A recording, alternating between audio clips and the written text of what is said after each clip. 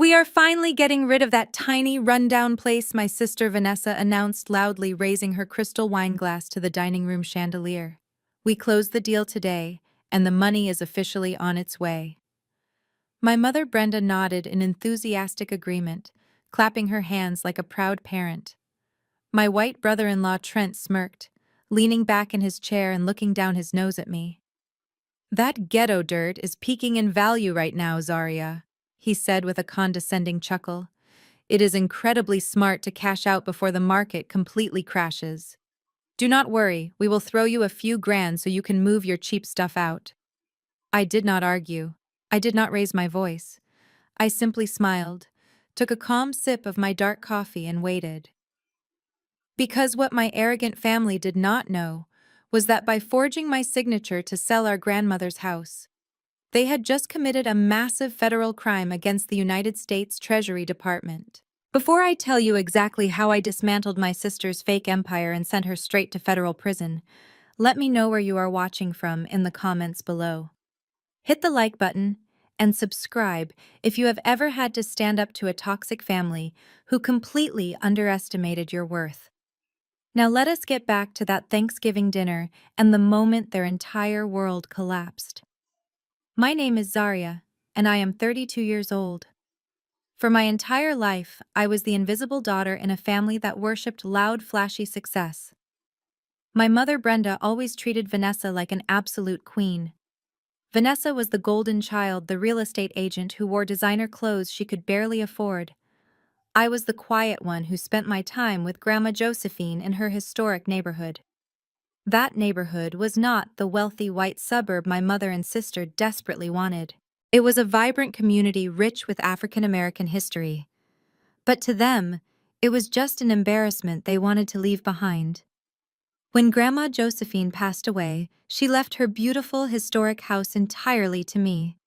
She knew I actually loved the history inside those walls, and she knew Vanessa would instantly sell it to the highest bidder. For the past few years, I lived quietly in that house, preserving her memory. My family assumed I was just a pathetic, underpaid government desk clerk barely scraping by. They constantly mocked my simple lifestyle. They had absolutely no idea that I was actually a senior forensic auditor for the Financial Crimes Enforcement Network, operating directly under the United States Treasury Department. I tracked international money laundering syndicates and domestic financial terrorists for a living. The Thanksgiving dinner was being held at my mother's sprawling suburban house. The dining table was covered in expensive dishes and silver platters paid for by the credit cards. Vanessa was desperately maxing out.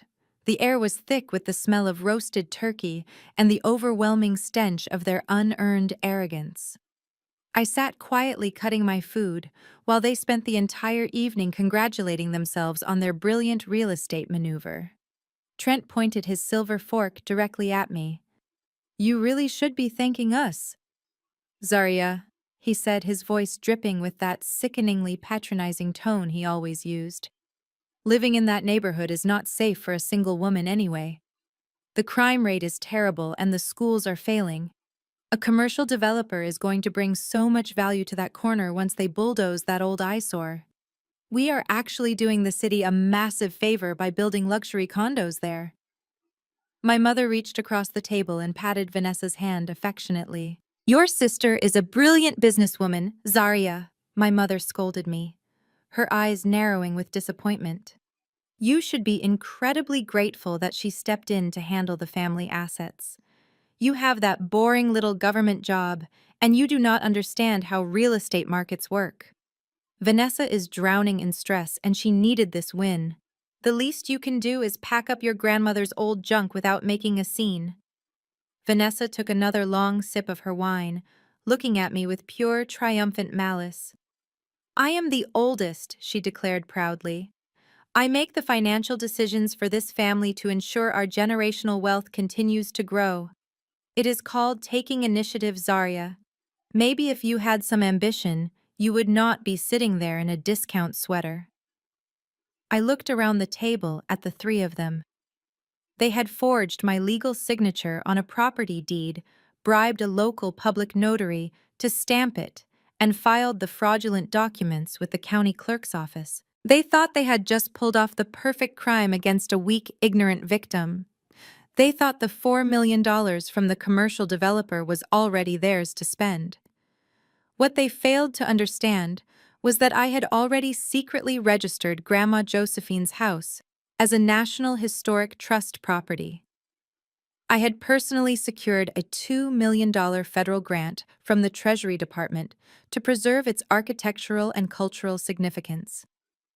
The moment Vanessa filed that forged deed trying to sell a federally protected and funded historic landmark, she triggered a massive automatic red alert within the Federal Bureau of Investigation and the Office of the Inspector General.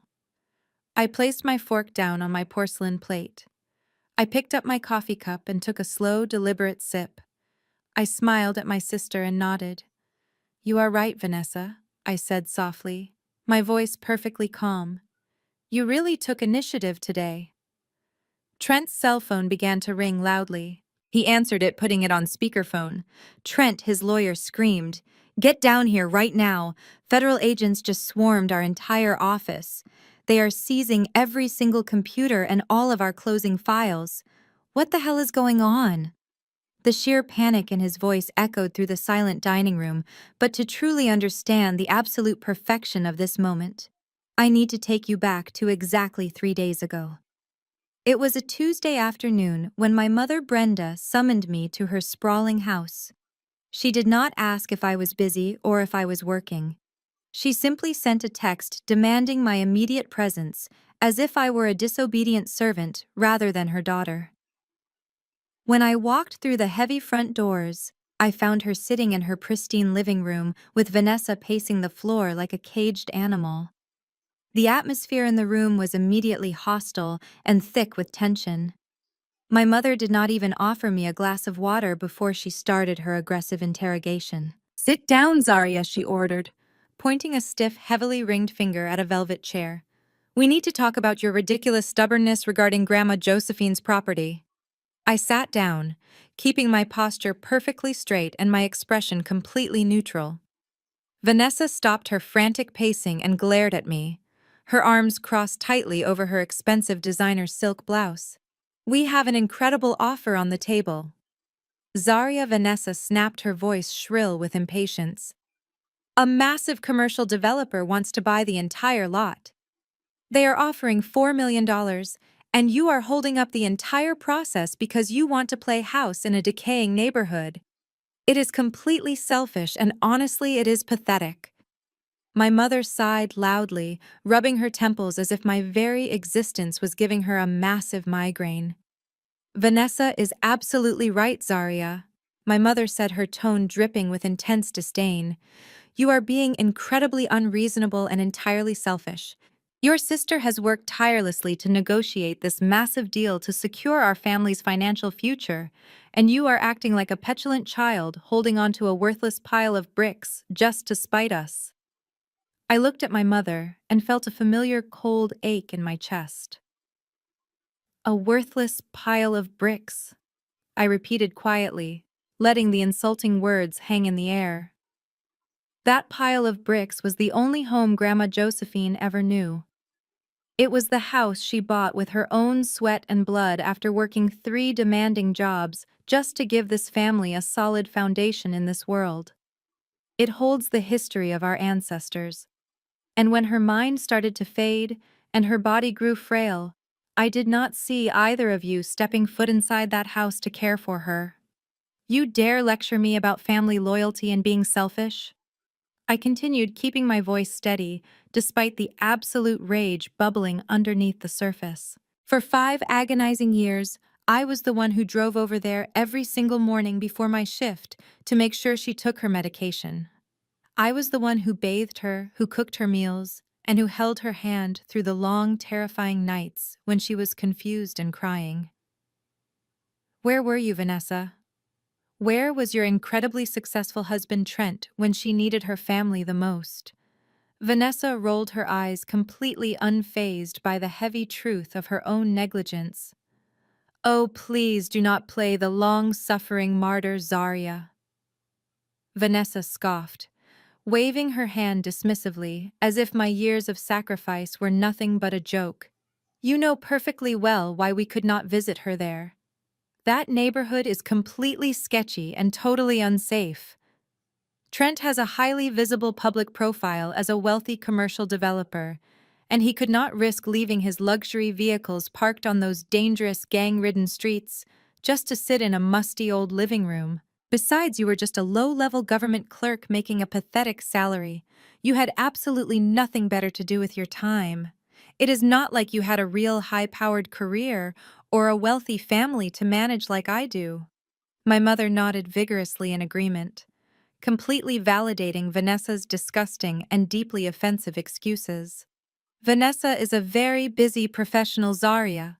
She reprimanded me, her voice sharp and scolding. She has an important elite image to maintain and highly influential clients to entertain.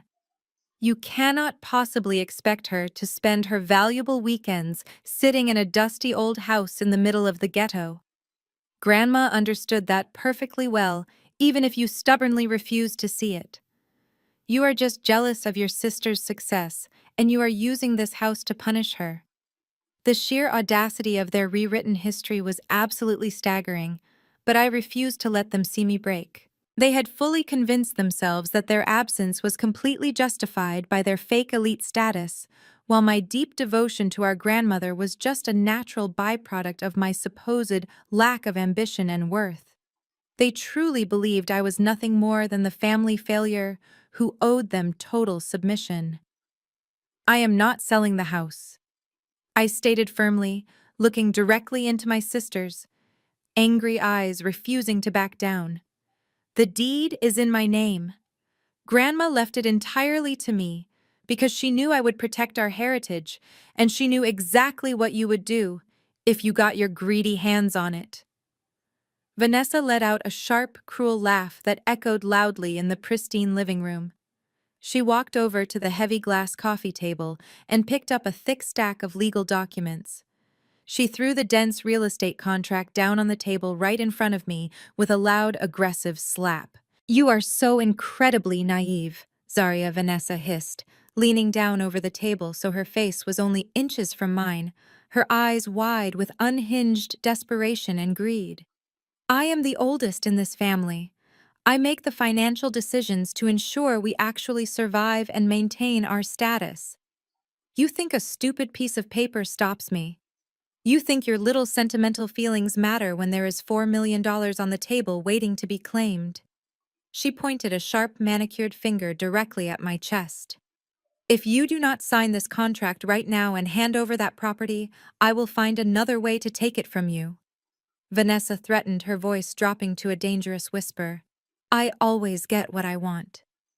Zarya and I am not letting a pathetic little desk clerk ruin the biggest payout of my entire life. I looked down at the thick stack of papers resting on the glass table, and then I slowly looked back up at the two women sitting in that room who shared my blood, but possessed absolutely none of my values. They thought they were dealing with a weak, submissive woman they could easily bully into surrendering her legacy. They had no idea who I actually was or what I was truly capable of doing. I did not argue with their delusions. I did not scream or throw a tantrum. I simply stood up from the velvet chair, turned around, and walked out the heavy front door without saying a single word, leaving the fraudulent contract exactly where it landed. I returned to Grandma Josephine's house and spent the next 48 hours waiting for my sister to make her inevitable move. I knew Vanessa too well to think my silence would deter her from her greedy ambitions. If anything, my quiet defiance only accelerated her desperation. It was a Thursday morning, and I was sitting on the front porch drinking a cup of green tea, when the loud, aggressive roar of a diesel engine shattered the quiet peace of the neighborhood. A massive lifted black pickup truck with dark-tinted windows and heavy chrome rims tore down the street. It was Trent. He did not park on the street like a normal visitor. Instead, he drove the heavy truck directly over the curb, crushing a delicate bed of petunias that Grandma Josephine had planted decades ago. He parked right in the middle of the front lawn, letting the heavy tires tear deep, ugly gashes into the meticulously manicured grass. He stepped out of the truck, wearing a tight designer polo shirt and expensive sunglasses, acting like a conquering general, surveying a newly acquired territory. He did not even look at me at first. He walked around the yard, pointing at the beautiful ancient oak trees and the historic brick facade, calculating the demolition costs in his head. He was treating my grandmother's legacy like it was nothing more than a minor obstacle in his path to building another soulless commercial development. Finally, he strolled over to the bottom of the porch steps, looking up at me with a sickening smirk that made my skin crawl. "Good morning, Zarya." He called out, his voice carrying a mocking, cheerful tone. "I hope you are enjoying your last few days in the hood." He reached into the back pocket of his khaki pants and pulled out a folded piece of paper. He tossed it carelessly onto the wooden porch right at my feet. It was a typed document with a generic legal heading that read, 30-day notice to vacate. It was not notarized, and it was not issued by a court of law. It was a pathetic, self-drafted intimidation tactic meant to scare someone they assumed had zero legal literacy. "I have bulldozers scheduled to arrive here bright and early next Monday," Trent announced, crossing his thick arms over his chest. "We have a massive commercial development deal completely locked down, and I am not letting you stall this project with your emotional baggage. You have exactly 30 days to pack up whatever cheap junk you want to keep and get off my construction site. Honestly, you should probably just leave most of it for the city dump." I looked down at the paper and then back up at him, keeping my breathing perfectly steady. "You are standing on private property, Trent," I said, my voice completely devoid of any emotion. "The deed to this house is in my name. You cannot evict me from my own home." Trent threw his head back and laughed loudly. It was a cruel, abrasive sound that echoed down the quiet street, drawing the attention of a few neighbors who were walking their dogs. "Oh, Zarya, you really are completely out of the loop," he sneered, shaking his head in mock pity. "Vanessa handled the administrative side of things yesterday morning. The deed is not in your name anymore, sweetie. You signed the transfer documents. We filed them with the county clerk. It is a done deal. You are legally trespassing on my development zone." He was openly admitting to massive fraud right in front of me. He was so blinded by his own arrogance and his assumption of my complete ignorance that he did not even realize he was handing me a verbal confession to a severe felony.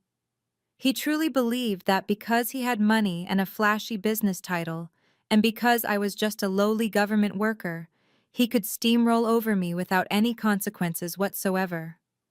He saw my neighborhood as a place to be exploited, and he saw me as a weak woman who could be easily bullied out of her inheritance.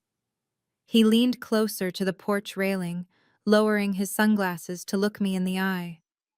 "Do not make this harder than it has to be, Zarya," he warned, stepping back toward his luxury truck. "I have incredibly expensive lawyers who eat people like you for breakfast. Take the hint and disappear before we have to call the local police to drag you out of here in handcuffs.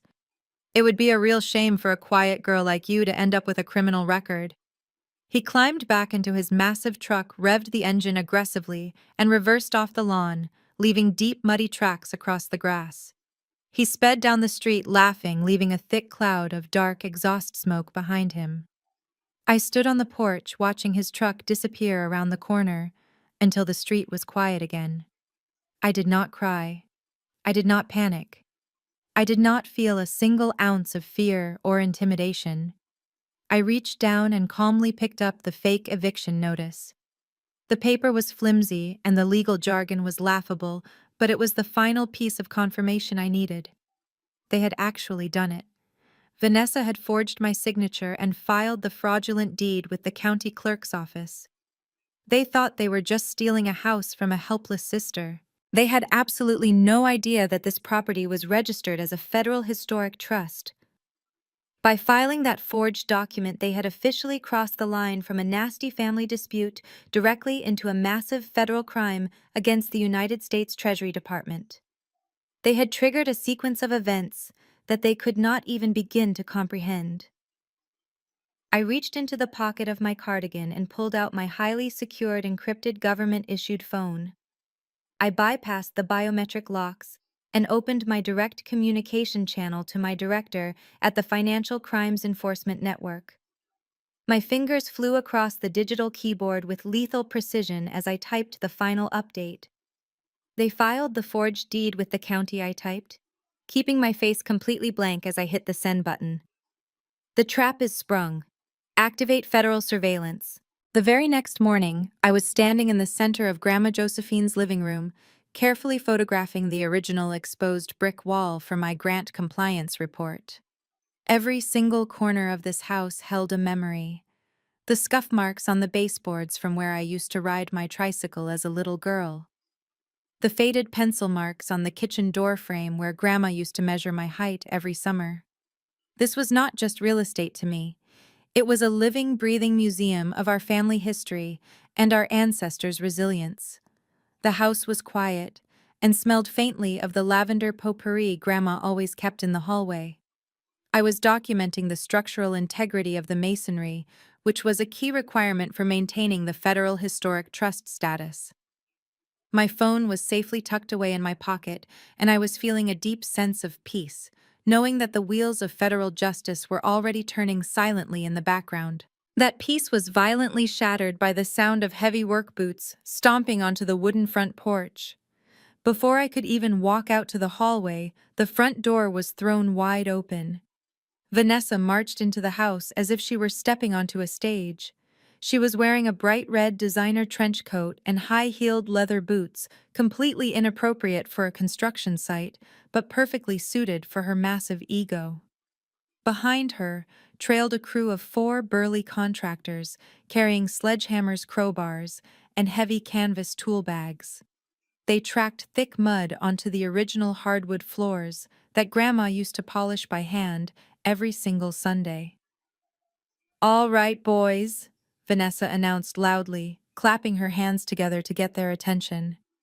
"We are on a very tight schedule, so I want this place gutted to the studs by Friday. The commercial developer wants a clean, empty lot, and I do not want to pay you for an extra day of labor." She began strutting through the living room, pointing her manicured finger at the walls and fixtures, treating the home like a garbage dump. "I want that ugly chandelier ripped down first," she ordered, gesturing toward the antique brass fixture that had been in our family for 3 generations. "And throw all these old boxes in the dumpster out back." I do not know why she kept all this garbage. It smells like mothballs and failure in here. One of the contractors, a large man with a thick beard, dropped his heavy tool bag onto a fragile wooden side table, instantly cracking the polished surface. Vanessa did not even blink. She walked right up to the historic exposed brick wall that I had just been photographing. She ran her hand over the rough red clay, her face twisting in pure disgust. "This wall is completely hideous," she declared, turning back to the crew.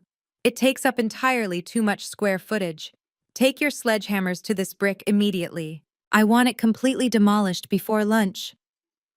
I stepped out from the shadows of the dining room archway, crossing my arms over my chest. "You need to tell your men to step outside." "Vanessa," I said, my voice cutting clearly through the noise of the contractors unloading their heavy equipment. "You are trespassing on private property, and you are ordering the destruction of things that do not belong to you." Vanessa spun around, acting genuinely surprised to see me there. She let out a loud theatrical sigh, rolling her eyes toward the ceiling. "Oh my God, Zarya, are you seriously still here?" She groaned, crossing her arms to mirror my stance. "Trent told me he gave you the eviction notice yesterday. I thought you would have the basic common sense to pack up your cheap clothes and move into a motel by now. We have a $4 million deal closing, and I am not going to let you stand around crying over a pile of worthless antique trash." The contractors paused, looking back and forth between the two of us, unsure if they should start swinging their hammers. I looked at the man with the beard who was holding a heavy steel sledgehammer directly in front of the historic brick. "I strongly advise you to put that hammer down, sir," I told him, keeping my tone perfectly level and authoritative. "If you damage a single brick in this house, you will be held personally and criminally liable for the destruction of a restricted structure." The contractors hesitated, lowering their tools slightly. They were accustomed to dealing with angry homeowners, but they were not accustomed to dealing with a senior forensic auditor who knew exactly how to dismantle a person using nothing but the federal penal code. The lead contractor shifted his weight, looking nervously at the front door. Vanessa let out a sharp, hysterical laugh, throwing her head back. She walked over to the contractor and patted his arm. "Ignore her," she told the men, waving her hand dismissively at me. "She is just my bitter little sister. She works a pathetic desk job for the government, and she thinks she knows the law. She is just upset because she has no money and no future. Start smashing the wall, boys. I am paying you to work, not to listen to her whine." The men still did not move clearly, sensing the intense authority radiating from me, despite my simple clothes.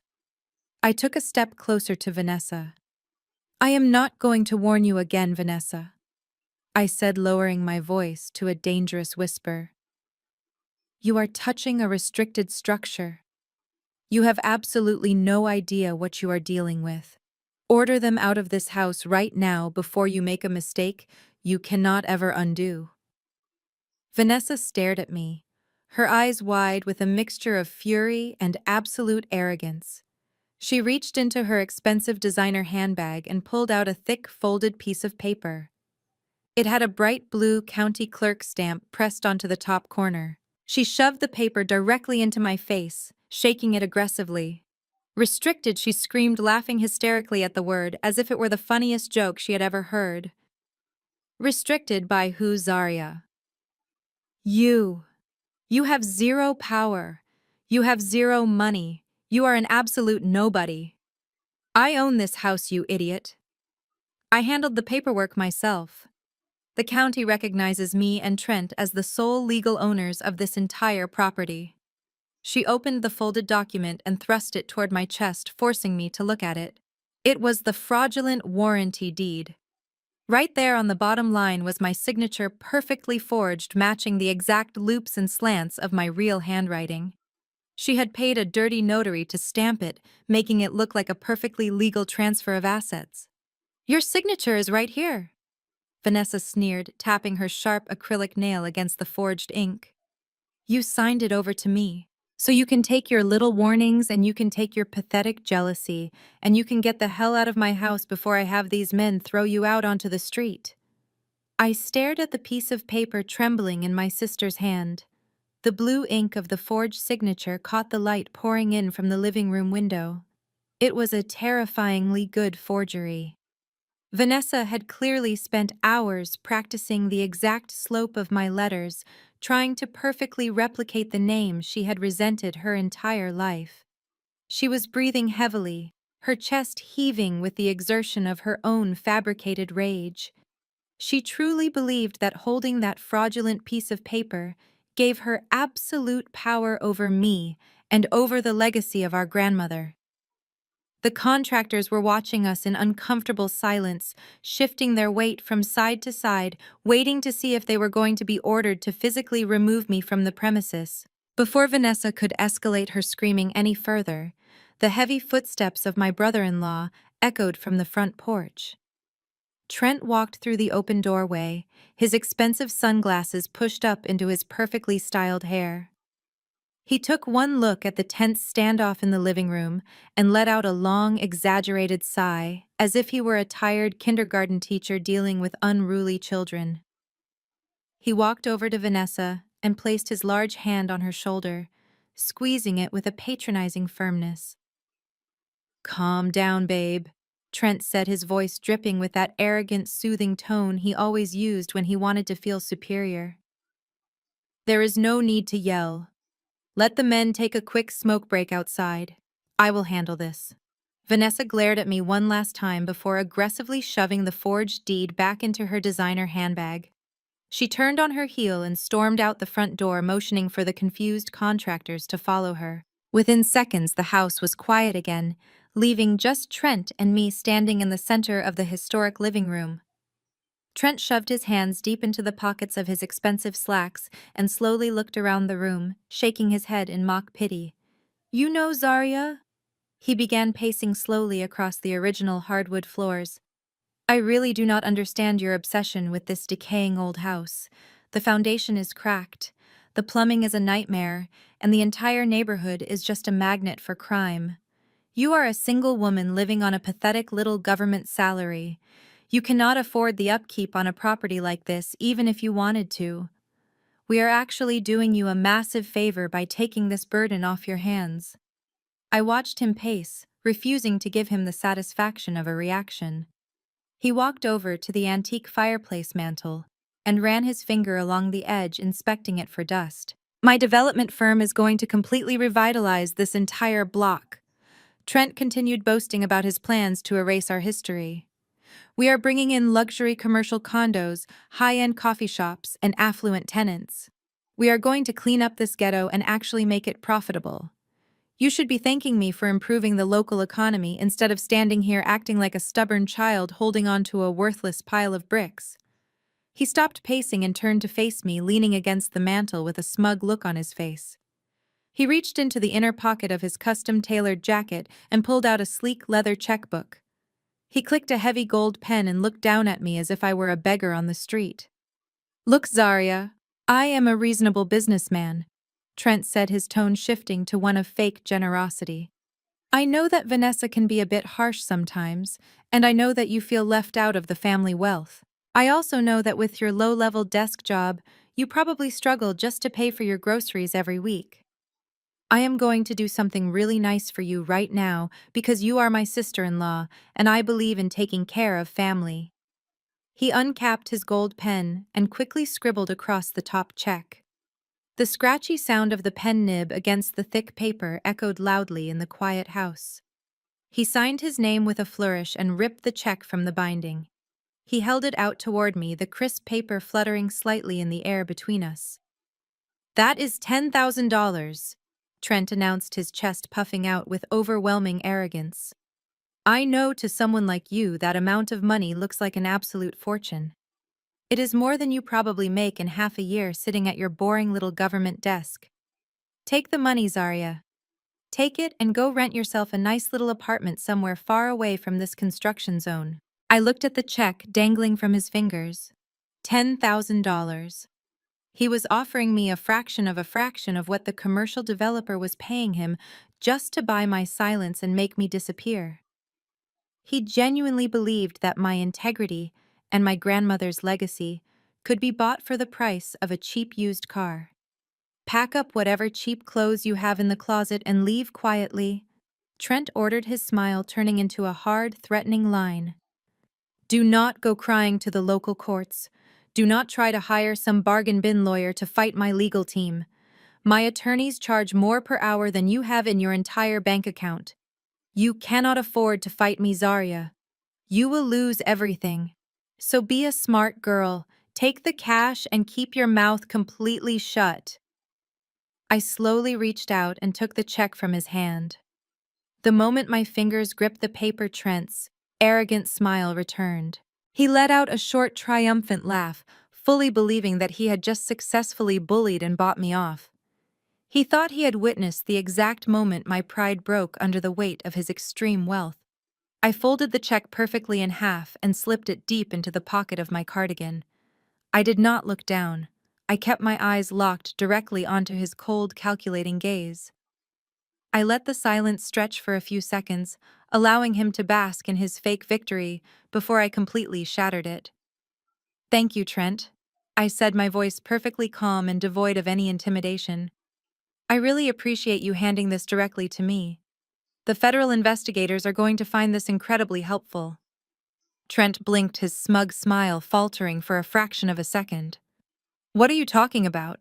He asked, a hint of confusion creeping into his voice. I am talking about the fact that attempting to bribe a federal official to conceal a massive real estate fraud is a severe felony, I replied, my words slicing through the air like a scalpel. Adding this $10,000 check to the evidence log will be a truly fantastic addition to your upcoming federal indictment. Trent stared at me for a long moment before throwing his head back and laughing uproariously. He laughed so hard, his face turned red, completely dismissing my words as the pathetic delusions of a desperate woman. He thought I was making up wild legal threats to save face because I was too embarrassed to admit he had won. "Oh, you are absolutely hilarious, Zarya," he mocked, wiping a fake tear from his eye. "Federal official. Right. You are a glorified secretary for the city. You do not know the first thing about federal law or real estate. Enjoy the 10 grand, sweetie. Buy yourself something nice." He turned around and walked out of the house, shaking his head and laughing to himself as he stepped out onto the porch. He had no idea that the piece of paper he just handed me was the final nail in his coffin. He thought he was bribing a helpless victim. He had just handed a documented financial bribe directly to a senior forensic auditor for the United States Treasury Department. The crime was completely documented, and the trap was now sealed tight. I watched Trent's massive luxury truck speed away down the quiet street, leaving fresh tire tracks deep in the front lawn. I stood on the wooden porch for a long time, just listening to the distant hum of the city traffic. I reached into my cardigan pocket and let my fingers brush against the crisp folded paper of the $10,000 check. It was hard physical evidence of bribery, and it was going to ensure that Trent spent a very long time in a federal prison cell. But as I turned around and walked back into the quiet, historic house, a heavy, sinking feeling settled in my chest. There was one final loose end in this toxic family dynamic that I needed to address. I needed to know exactly how deep the rot actually went. I needed to know if the woman who gave birth to me was completely blind to the crimes being committed, or if she was actively participating in my destruction. I walked past the exposed brick wall and headed straight down the narrow hallway to the small spare bedroom I had converted into a temporary home office. The room was sparse, containing only a simple wooden desk and a comfortable chair. I sat down and opened the bottom drawer of the desk. I reached past a stack of blank federal compliance forms and pulled out a small, heavy, rectangular device. It was a highly specialized government-issued digital voice recorder. It was not the kind of cheap device you could buy at an electronics store. It was military-grade equipment designed to capture crystal-clear audio for federal prosecutions. And it was directly hardwired to my encrypted communication network at the Financial Crimes Enforcement Network. I placed the device carefully on the wooden desktop and connected it to my secure phone with a thick black cable. I pressed the small silver button on the side, and a solid red light illuminated, indicating that the recording system was fully active and logging the data directly to a secure federal server. I picked up my phone and dialed my mother's number. The phone rang 3 times before she finally answered. "Hello, Zarya?"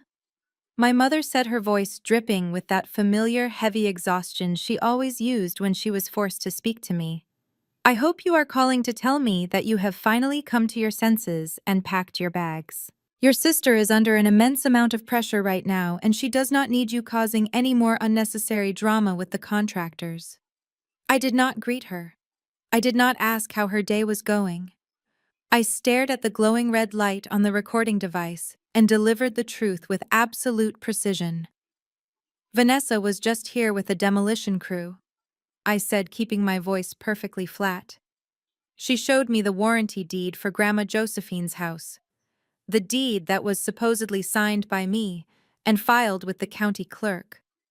My mother let out a loud, dramatic sigh over the phone, clearly annoyed that I was still fighting the inevitable. "Yes, Zarya, we all know she filed the paperwork," she replied impatiently. "The deal is closing soon and the commercial developer is ready to move forward. I really do not understand why you are still making such a huge fuss about this." I leaned forward, resting my elbows on the desk. "I am making a fuss because I never signed that document," I told her, letting the silence stretch for a heartbeat. "The signature on that deed is completely forged, Mom. Vanessa copied my handwriting and paid a dirty public notary to stamp it. She committed a massive felony to steal the house." I waited for the gasp. I waited for the shock. I waited for the motherly outrage that any normal parent would feel upon learning that one of their children had just committed severe real estate fraud against the other. But the gasp never came. The shock was entirely absent. Instead, my mother just let out another long, tired sigh, as if I had just complained about the weather. I know, Zaria. My mother said, her tone completely casual and dismissive. She told me all about it.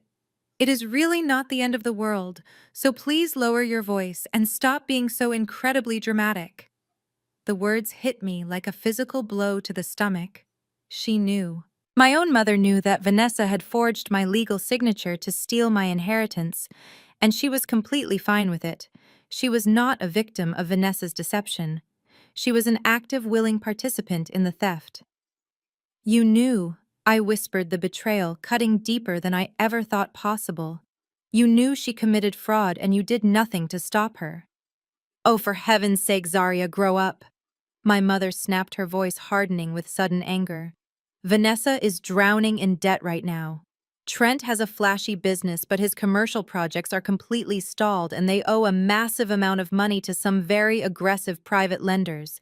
They could lose everything: their house, their cars, their entire elite lifestyle. Vanessa desperately needs this $4 million payout to keep her family afloat and maintain their status in the community. I sat completely frozen, listening to her justify the unforgivable. She was actively defending a felony just to protect the fake glamorous image of her golden child. You have a stable little desk job at the government. My mother continued, her words laced with absolute contempt for my life. You have a reliable paycheck and excellent benefits. You do not have the kind of massive financial pressures that your sister has to deal with every single day. You do not need $4 million, Zaria. What would you even do with it? You would probably just leave it sitting in a boring bank account while your sister loses everything she has worked so hard to build. She paused, taking a deep breath to deliver her final crushing verdict. Vanessa is the oldest, and she carries the weight of the family reputation. Why can you not just let your sister have a win for once in her life? Just keep your mouth shut, pack up your cheap clothes, and stop making a big deal out of absolutely nothing. You owe her this much for all the stress you have caused us over the years. I did not scream. I did not cry. I did not tell her that she was a terrible mother, or that she had completely destroyed whatever fragile bond we had left. I simply took the phone away from my ear and pressed the red button to end the call. The line went completely dead. I set the phone down on the desk and leaned back in my chair. I looked at the specialized digital voice recorder. The red light was still glowing brightly, capturing the heavy silence in the room. I reached out and pressed the silver button to stop the recording. The file instantly encrypted and uploaded to the Treasury Department servers. My mother thought she was just putting a jealous daughter in her place. She thought she was protecting her favorite child from a minor family dispute. She had absolutely no idea that her casual admission over an open phone line had just provided the federal government with airtight, undeniable evidence. Her blind devotion to the golden child had just officially made her a criminal accessory to federal wire fraud, identity theft, and defrauding the United States Treasury. The circle of destruction was now complete, and nobody in my family was going to escape the absolute devastation that was coming for them. While I sat in the quiet sanctuary of Grandma Josephine's home, perfectly securing the digital evidence against my mother, the targets of my federal investigation were actively digging their own graves just a few miles away. The specialized digital voice recorder on my desk was just one piece of the massive surveillance web my department had spun around them.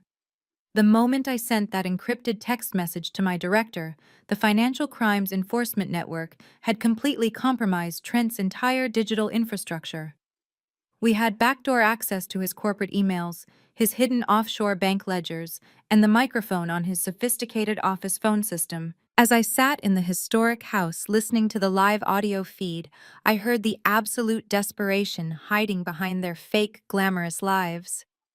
Vanessa and Trent operated out of a massive corner suite in a premium downtown high-rise building. From the outside, their commercial real estate development firm looked like an absolute powerhouse of wealth and elite success. The reception area featured imported Italian marble floors and sleek modern furniture meant to intimidate anyone who walked through the doors. But the reality hiding behind those expensive frosted glass panels was incredibly pathetic. They were not the titans of industry they pretended to be at our Thanksgiving dinner. Their entire empire was nothing but a fragile house of cards built on toxic leverage and predatory loans. They were completely broke. Worse than broke, actually. Vanessa and Trent were secretly drowning in exactly $5 million of high-interest debt. They did not owe this money to a traditional banking institution that sent polite warning letters in the mail when you missed a payment.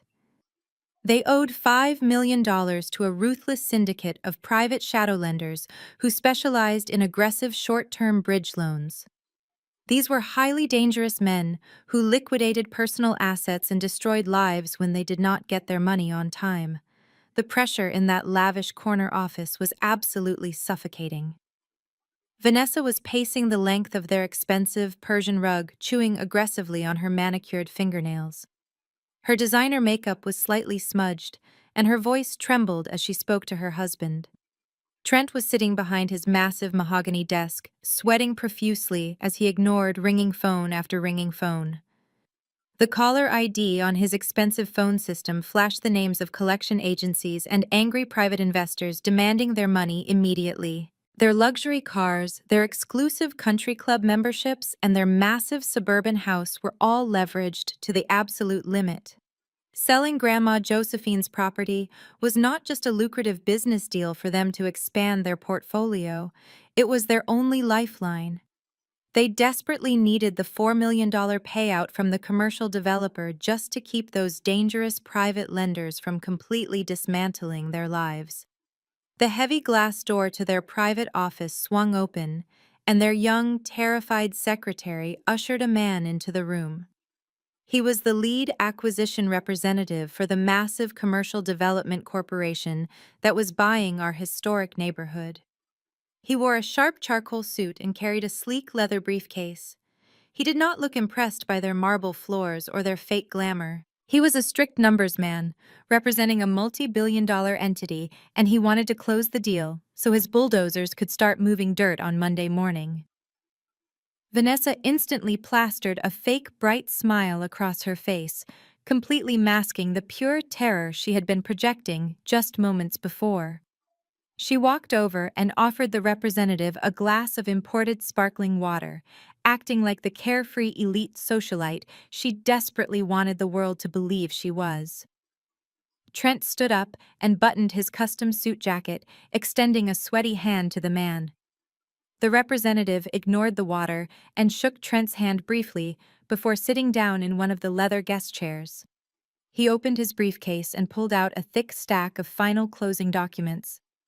"The funds are sitting securely in our corporate escrow account," the representative announced, his voice strictly business.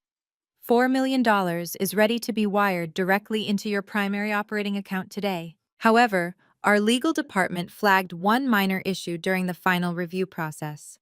We require a flawless, clean title guarantee before I can authorize the wire transfer. The property has been in your wife's family for generations, and our corporate lawyers want absolute confirmation that there are no outstanding familial claims or hidden liens on the parcel. We cannot risk a sudden probate dispute halting our multi-million-dollar construction project. Vanessa froze, her fake smile twitching slightly at the corners. She knew that I was still sitting in the house, completely refusing to surrender my legal rights. Her heart hammered in her chest, knowing their entire survival rested on this single wire transfer. But Trent was far too arrogant to let a corporate representative see him sweat. He leaned back in his heavy leather executive chair, steepling his fingers together, projecting an aura of absolute control. He let out a confident, booming laugh that echoed off the glass walls. "There is absolutely nothing to worry about," Trent assured the man, waving his hand dismissively. "I run a very tight ship, and I personally guarantee that the title is completely spotless." My sister-in-law was being incredibly stubborn and trying to hold up the development, but I handled her. She is just a low-level government clerk with zero resources, So she is completely out of the picture now. The representative raised an eyebrow, looking slightly skeptical. Handled her how exactly he asked, pressing for details. Our legal team needs to know the transfer was completely legitimate. Trent leaned forward, a smug, incredibly arrogant grin spreading across his face. He was so desperate to impress this corporate titan to prove that he was a ruthless businessman who got things done that he completely forgot the basic rules of self-preservation. He thought he was in a secure room, bragging to a fellow shark. He had no idea that every single word he spoke was being recorded by federal agents listening through his own compromised office phone system. You do not need to worry about any familial claims. Trent bragged, his voice dripping with intense pride over his own criminal actions. Vanessa took care of the paperwork herself. She perfectly replicated her sister's signature on the final warranty deed. We filed it entirely under the radar. And to make sure the county clerk did not ask any annoying questions, I personally paid a dirty local notary a $5,000 cash bonus to stamp the forged documents and officially register the transfer. The paperwork is absolutely flawless because we manufactured it ourselves. The title is yours. I sat in the quiet, spare bedroom of the historic house listening to the live audio feed as Trent handed over his own execution warrant. He had just confessed to multiple federal felonies on a recorded line in front of a corporate witness. I disconnected the secure feed and packed my digital voice recorder into my briefcase. My work in this decaying neighborhood was temporarily finished. It was time to step back into my actual reality. I left the house and drove straight to a private government airstrip on the outskirts of the city. I boarded a classified Treasury Department flight directly to Washington, D.C. Within a few hours, I was walking up the imposing marble steps of the highly secured Financial Crimes Enforcement Network headquarters. My mother and sister truly believed I worked in a dingy, windowless cubicle stamping local tax forms for a pathetic hourly wage. They could not even begin to comprehend the titanium-reinforced blast doors and the heavily armed Secret Service agents standing guard at the entrance of my actual office building. I bypassed the standard security checkpoints, walking directly to the biometric scanners. The facial recognition software and retinal scanners verified my top-secret federal clearance instantly, and the heavy steel doors slid open with a soft mechanical hiss. The main operations floor of FinCEN was a sprawling matrix of glass walls, glowing monitors, and real-time global financial tracking algorithms. The air was thick with the quiet, intense hum of federal agents and brilliant forensic analysts tracking billions of dollars in illicit funds across the globe. As I walked down the central aisle, the atmosphere immediately shifted. High-level intelligence analysts, seasoned FBI liaisons, and cybersecurity experts stopped their conversations and stood up slightly as I passed their desks. They greeted me with immense respect, nodding their heads and calling me mom or senior auditor. There was no mocking laughter here. There were no condescending microaggressions about my clothes or my quiet demeanor. In this highly classified fortress, I was an absolute apex predator, and everyone in the room knew exactly how dangerous I was. I walked into the central glass-walled command center overlooking the entire trading floor. My lead investigative team was already assembled waiting for my arrival. I approached the main tactical screen, which spanned the entire length of the front wall, and swiped my encrypted access card. The screen illuminated, casting a cool blue light across the dark room. I pulled up the highly classified file on Grandma Josephine's property. The massive screen displayed high-resolution satellite imagery of the house, overlaid with complex financial tracing matrices and federal grant distribution ledgers. I turned to face my team of elite agents. My family genuinely believes this is just a worthless piece of decaying real estate in a dangerous neighborhood. I explained, my voice projecting clearly across the quiet command center. They think the land is only valuable if it is bulldozed and turned into cheap commercial condos to line their own pockets. But Grandma Josephine's house is not just a house. 3 years ago, I personally submitted a comprehensive historical dossier to the Department of the Interior and the United States Treasury. I proved that the house was a vital architectural and cultural landmark of African American history, having served as a safe house and organizational hub during the Civil Rights Movement. I legally registered the property as a National Historic Trust property. Because of that highly protected status, I successfully secured a $2 million federal grant directly from the Treasury Department to preserve the structure and convert it into an educational heritage center. That money is currently sitting in a restricted federal escrow account tied directly to the physical deed of the property.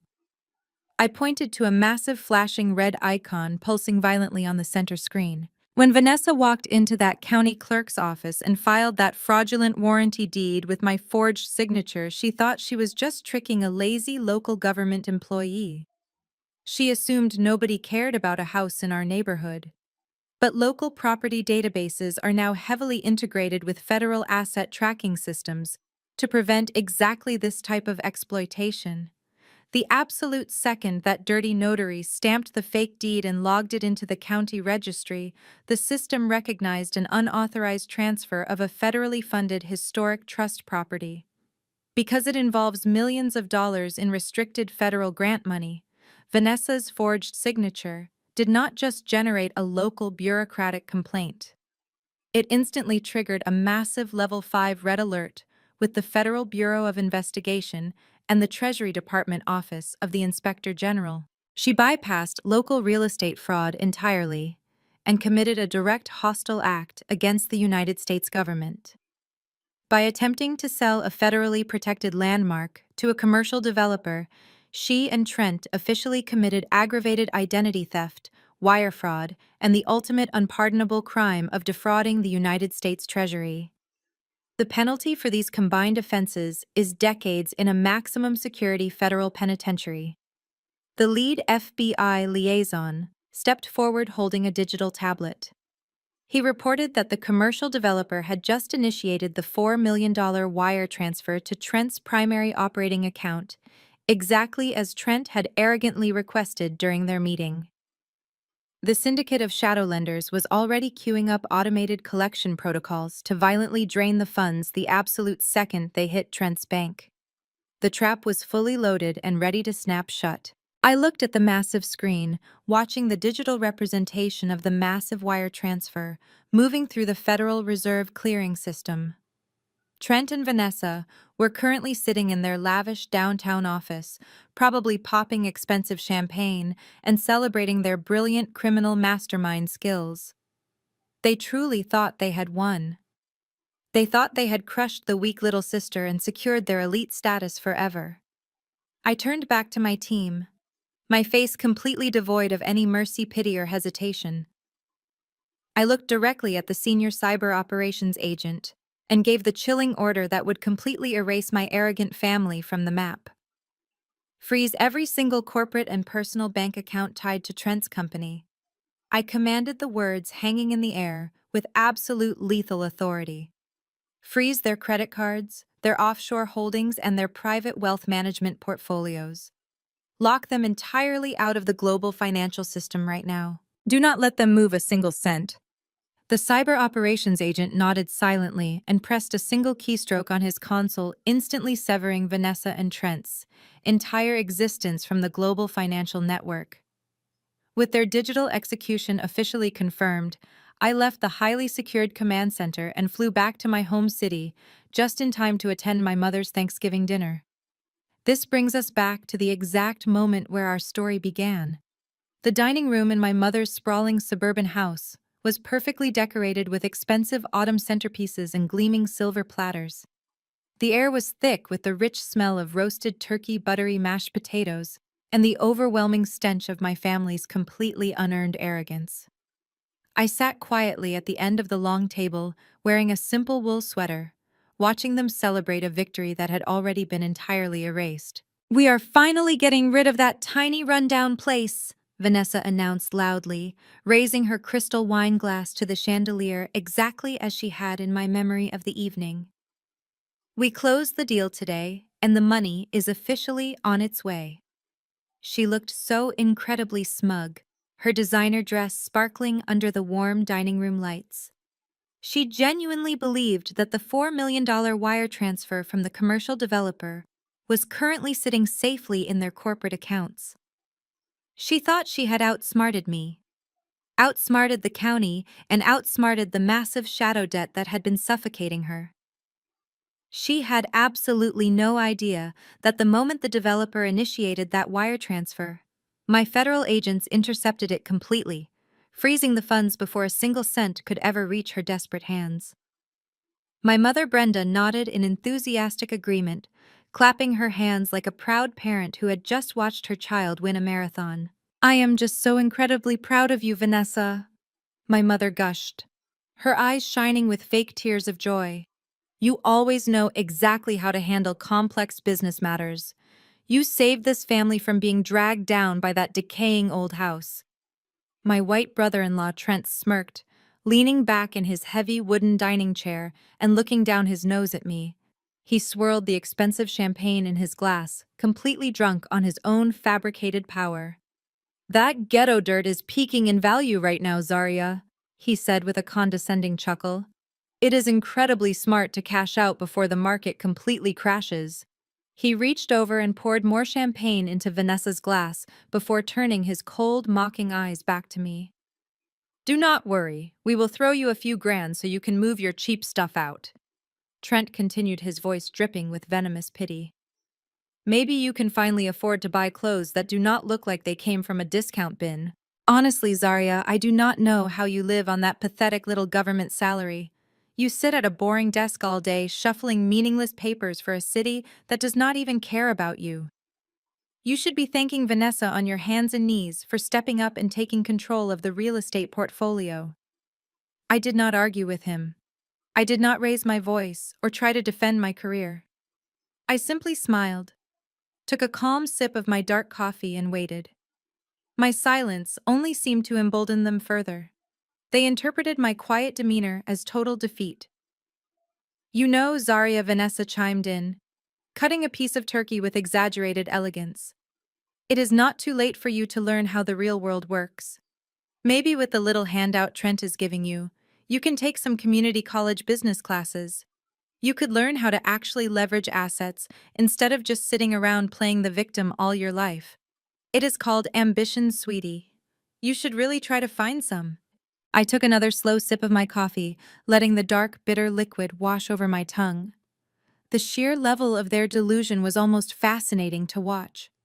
They were sitting at a table paid for by maxed-out credit cards, celebrating a fraudulent real estate deal, while actively insulting the senior forensic auditor who had just locked them out of the entire United States banking system.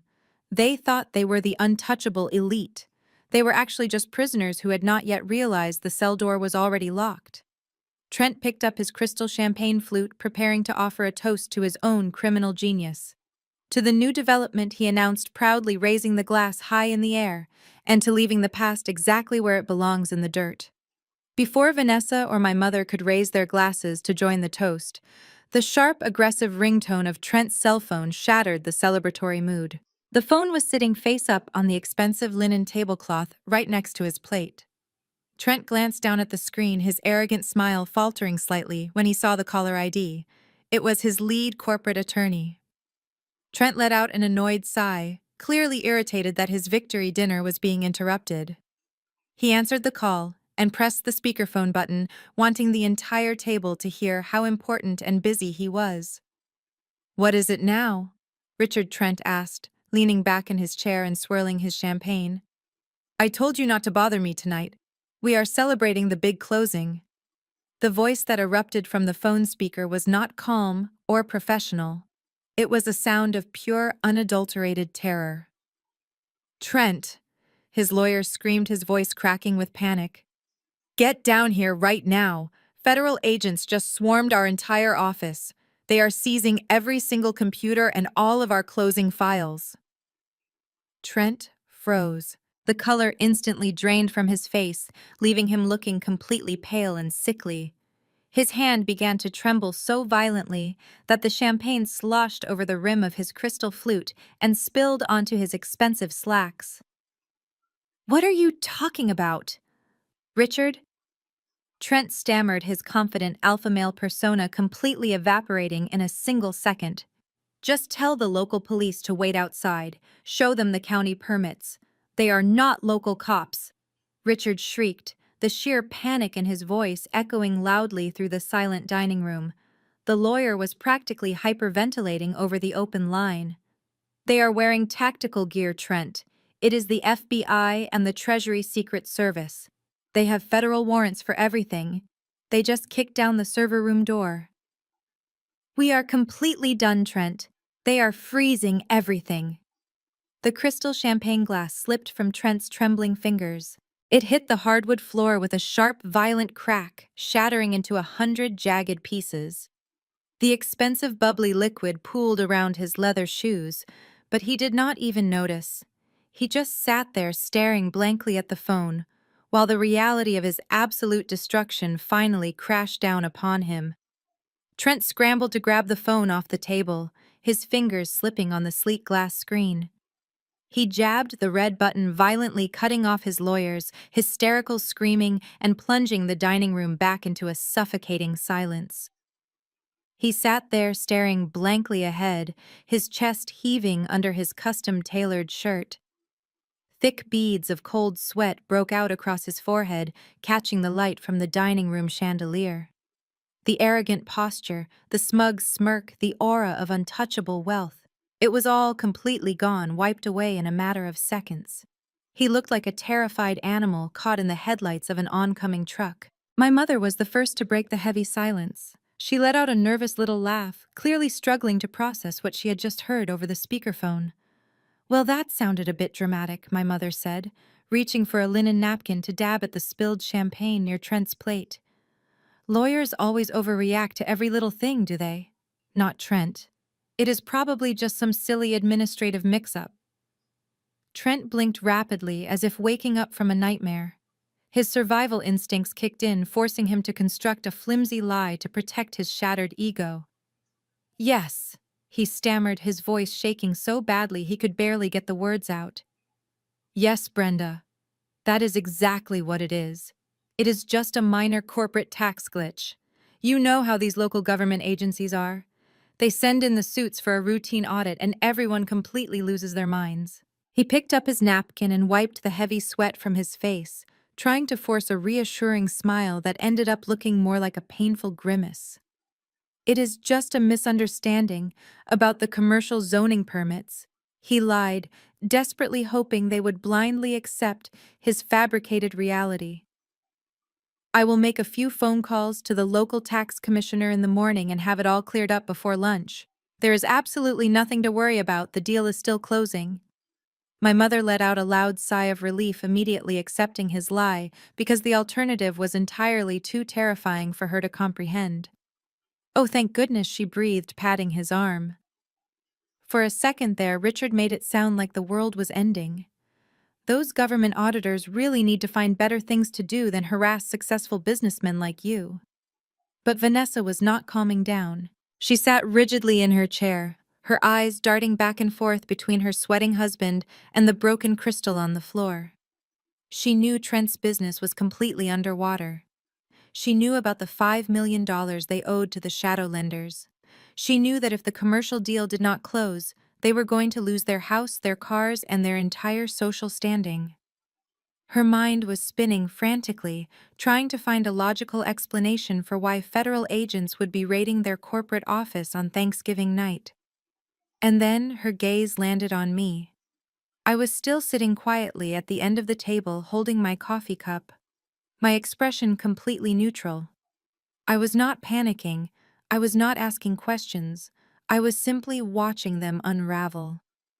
Vanessa's brain, desperately needing a scapegoat, suddenly connected a series of entirely incorrect dots. She remembered my quiet defiance in the living room. She remembered me warning her contractors about restricted structures. Her profound arrogance completely blinded her to the massive federal reality of the situation, leading her to the only conclusion her petty mind could grasp. She thought I had called the city. Vanessa's face twisted into a mask of pure, ugly rage. She pushed her heavy wooden chair back so violently that it tipped over and crashed onto the hardwood floor. She pointed a shaking manicured finger directly at my face. "You did this!" she hissed, her voice vibrating with intense hatred. "Vanessa, calm down," Trent warned weakly, still trying to maintain his fake composure. "It is just a tax glitch." "Shut up, Trent," Vanessa snapped, not even looking at him. She kept her furious eyes locked completely on me. "It is not a glitch. It is her. She has been trying to ruin this deal from the very beginning because she is a bitter, jealous little failure. She went to her pathetic little government office and she filed a petty complaint with local code enforcement. She probably claimed the plumbing was not up to code or some other stupid zoning lie just to stall the demolition and tie up our permits." My mother gasped, clutching her pearl necklace. "Zarya, how could you do something so incredibly vindictive?" She scolded, her voice dripping with extreme disappointment. "Your sister is trying to secure our family legacy, and you are calling local building inspectors to harass her." I did not say a word. I just set my coffee cup down on the saucer with a soft click and looked up at my sister. My silence absolutely infuriated her. She interpreted my calm demeanor as a mocking challenge. The golden child, who had never been told no her entire life, was completely losing her grip on reality. Vanessa stormed around the edge of the dining table, her expensive designer heels stomping aggressively against the wood floor. She marched right up to my chair. Her face flushed a dark, angry red. She was breathing so heavily I could feel the heat radiating off her. She truly believed that I was just a powerless desk clerk trying to use local city bureaucracy to ruin her multi-million-dollar payday. "You think your stupid little city complaints can stop me?" Vanessa screamed at the top of her lungs, spit flying from her lips. She lunged forward, grabbing the collar of my wool sweater with both of her hands, pulling me slightly forward in my chair. "I have the legal papers, Zarya. I own that land, and there is absolutely nothing your pathetic local inspectors can do to stop me from bulldozing your precious little history into the dirt." I did not flinch. I did not raise my hands to fight her off. I simply looked down at her white-knuckled hands gripping my sweater, and then I looked directly into her wild, desperate eyes. The absolute power dynamic in the room shifted so violently that the air actually felt heavy. I reached up and calmly placed my hands over hers gently, but firmly, prying her trembling fingers off my collar. I smoothed the fabrics of my sweater, moving with a slow, deliberate grace that completely paralyzed her. "You do not have legal papers?" "Vanessa," I said, my voice dropping to a freezing, lethal whisper that carried clearly across the silent dining room. "You have a 20-year federal prison sentence." Vanessa stared at me, her hands still hovering in the air where she had just grabbed my collar. The words 20-year federal prison sentence hung in the heavy dining room air like a physical weight, but her brain simply refused to process them. She let out a shaky, confused breath, looking at me as if I had just started speaking a foreign language. She thought I was just making empty, dramatic threats to try and scare her. My mother let out a loud, indignant gasp from the other end of the table, slamming her hands down on the linen cloth so hard the silverware rattled against the fine china. Zarya, Brenda scolded, her voice trembling with anger. "How dare you say something so incredibly horrific to your own sister on Thanksgiving? Apologize to her right now before I make you leave this house." But before I could even open my mouth to respond, the distant wail of heavy sirens pierced the quiet evening air. At first it sounded like they were just passing by on the main highway, but the piercing noise grew exponentially louder within seconds. It did not sound like a single police cruiser rushing to a local emergency.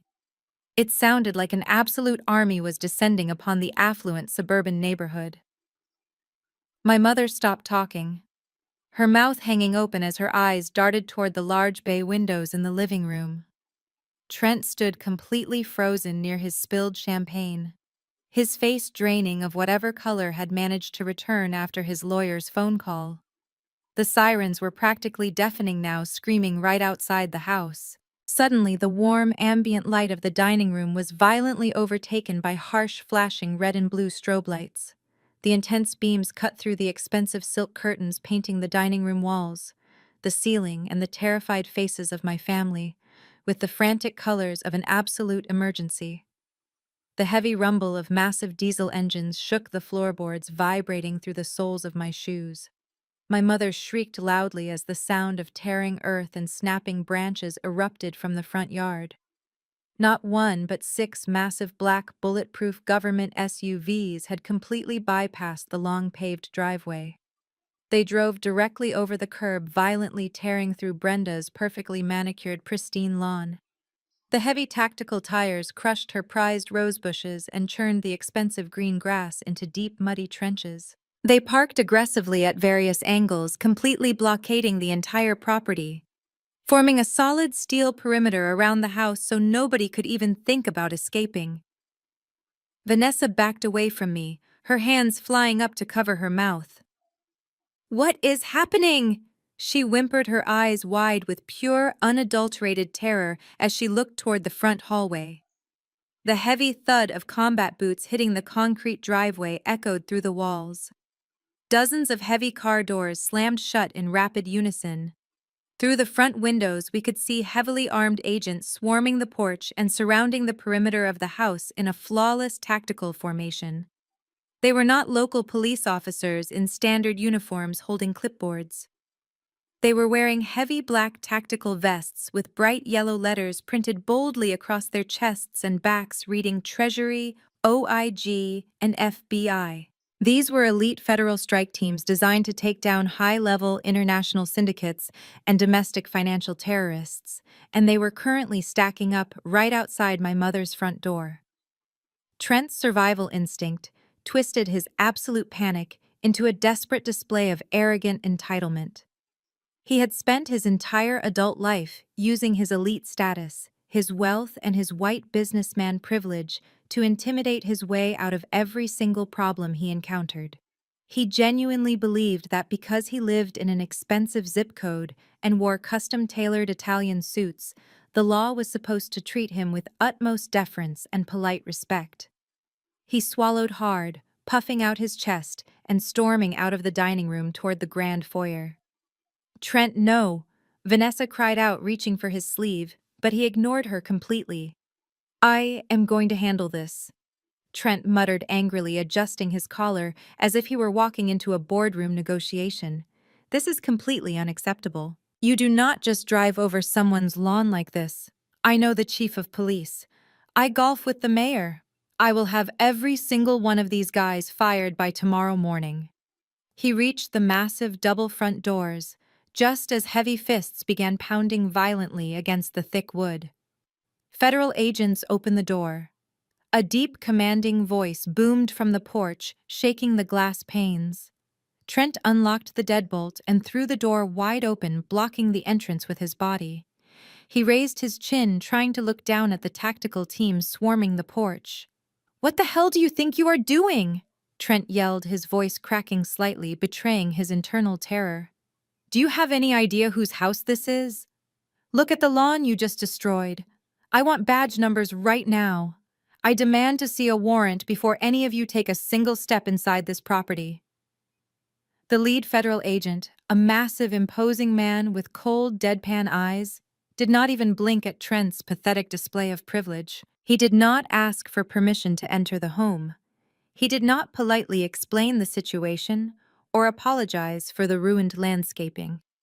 He treated Trent exactly like the low-level criminal obstacle he was. The lead agent stepped forward, closing the distance instantly. He raised his thick forearm and forcefully shoved Trent directly in the center of his chest.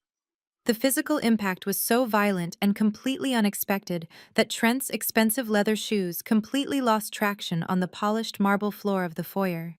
He was thrown backward, crashing hard against the expensive hallway wall, knocking a framed family portrait to the ground, where the glass shattered into a dozen pieces. Trent gasped for air, sliding down the wall slightly, his eyes wide with absolute shock. The illusion of his untouchable elite status was completely physically shattered in that single movement. His money and his arrogance meant absolutely nothing to the federal government.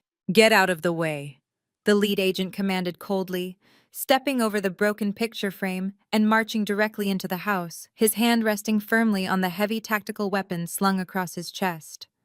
"We are looking for Vanessa." The heavy boots of the tactical strike team thundered down the pristine hallway, moving with military precision that completely shattered the illusion of my mother's wealthy suburban fortress. The lead agent marched straight into the dining room, his dark eyes sweeping over the expensive Thanksgiving spread, the spilled champagne, and the terrified faces of my family. The contrast was incredibly jarring. The absolute peak of fake suburban luxury, suddenly invaded by the cold, hard reality of federal law enforcement. Behind him, 4 more heavily armed agents filed into the room, completely surrounding the long dining table, blocking every possible exit with their massive frames. The red and blue emergency lights flashing through the large bay windows cast long, terrifying shadows across the dining room walls, making the space feel like a maximum security prison cell before the handcuffs were even drawn. My mother let out a high-pitched wail, backing away from the table and pressing herself against the expensive custom wallpaper. She clutched her genuine pearl necklace so tightly the string looked ready to snap at any second.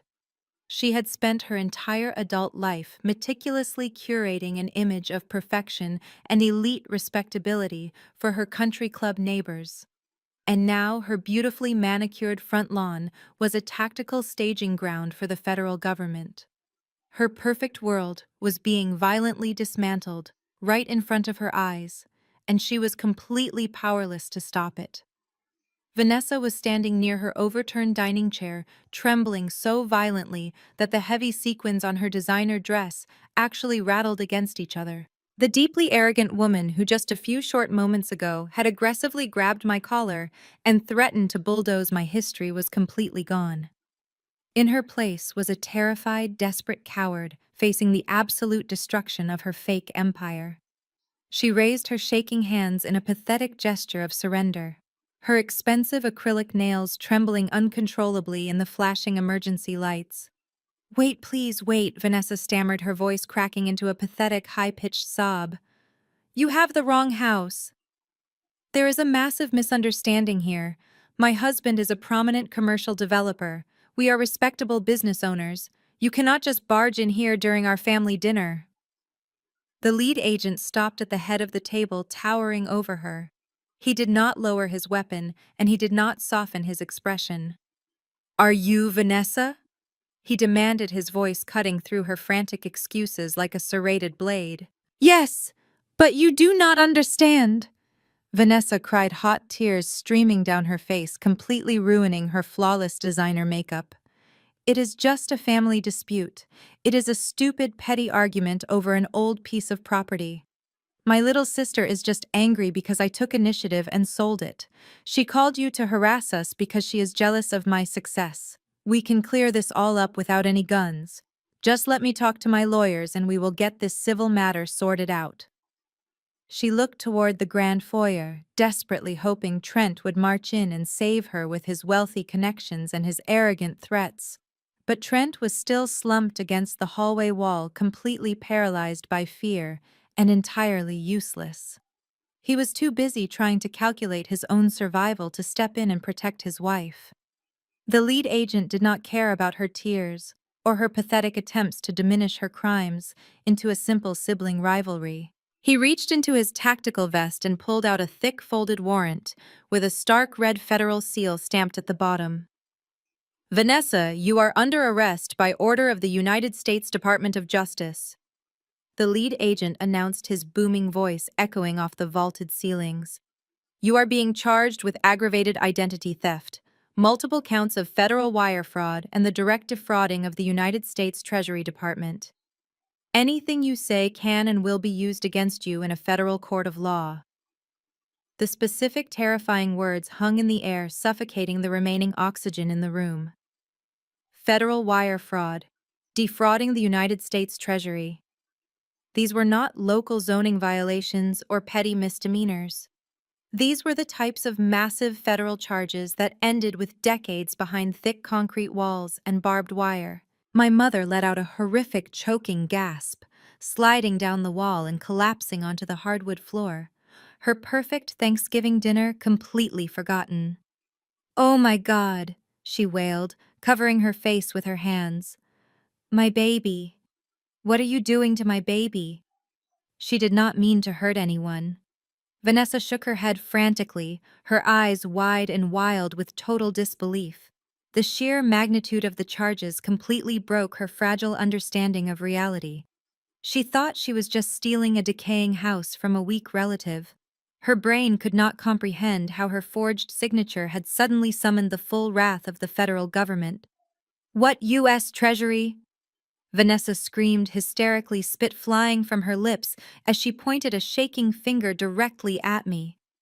She was completely losing her mind, thrashing her arms as two tactical agents moved closer, holding heavy steel handcuffs. "I did not defraud the government. It is just my sister's garbage house. It is a worthless pile of bricks in the ghetto. I just signed her name to sell her stupid house. She is a nobody." The lead agent stopped. He did not grab her arms. He did not force her to the ground. Instead, he slowly turned his head and looked down the length of the long dining table directly at me. I was still sitting in my chair, my hands folded calmly in my lap, my expression as cold and unreadable as a marble statue. The elite federal agent, the man who had just violently shoved a wealthy commercial developer against a wall and terrified a room full of arrogant snobs, took a deliberate step backward. He stood at attention, placed his hands at his sides, and bowed his head respectfully toward me. It was a gesture of absolute profound deference in the middle of a chaotic tactical raid. The entire room froze. Vanessa's hysterical screaming died in her throat. My mother stopped wailing, peering through her trembling fingers. Trent, who had managed to crawl to the edge of the dining room doorway, stared with his mouth hanging wide open. They all watched in complete paralyzed shock as the terrifying federal strike team showed absolute submission to the daughter they had mocked and discarded their entire lives. I slowly pushed my chair back and stood up from the table. The simple wool sweater I was wearing no longer looked like the cheap discount clothing they had insulted. It looked like armor. The quiet demeanor they had always mistaken for weakness completely vanished, replaced by an aura of immense, terrifying authority. I did not rush. I moved with the slow, deliberate precision of an apex predator that had finally cornered its prey. I reached into my simple leather purse resting on the table next to my coffee cup. I bypassed my wallet and my keys, wrapping my fingers around a heavy, cold object. I pulled it out and let it hang from the thick metal chain. The bright flashing emergency lights from the front yard caught the brilliant reflection of the heavy, solid gold federal badge. The official seal of the United States Treasury Department gleamed in the dim dining room, completely blinding them with the truth they had been too arrogant to see. I walked slowly around the edge of the table, my sensible shoes making absolutely no sound on the polished wood floor. I stopped right in front of my sister.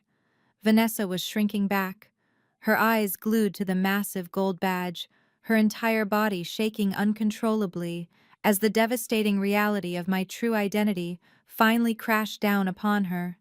I looked at her tear-stained, terrified face, and then I looked at my mother sobbing on the floor.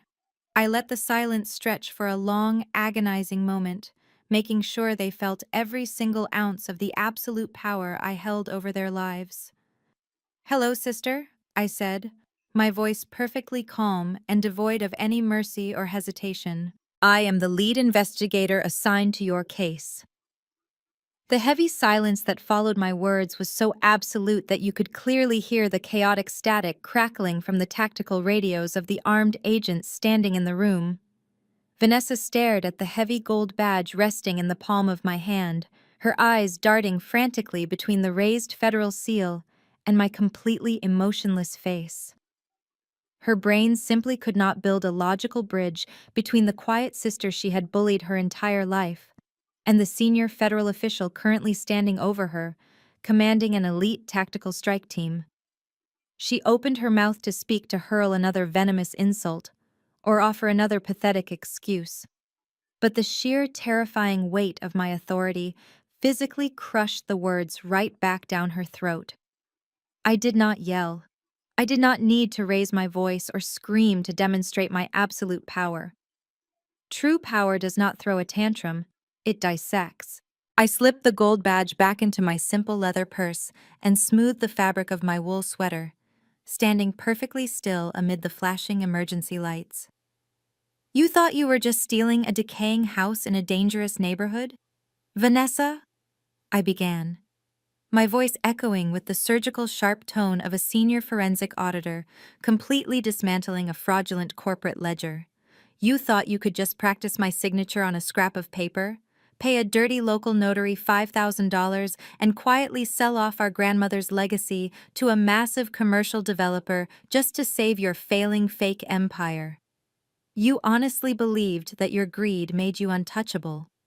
My mother let out another agonizing wail from the floor, violently shaking her head back and forth, as if trying to physically deny the devastating truth being spoken right in front of her. Her expensive pearl necklace rattled against the hardwood floor, her pristine suburban image completely shattered forever. But you never bothered to ask why I was so incredibly determined to stay in that house.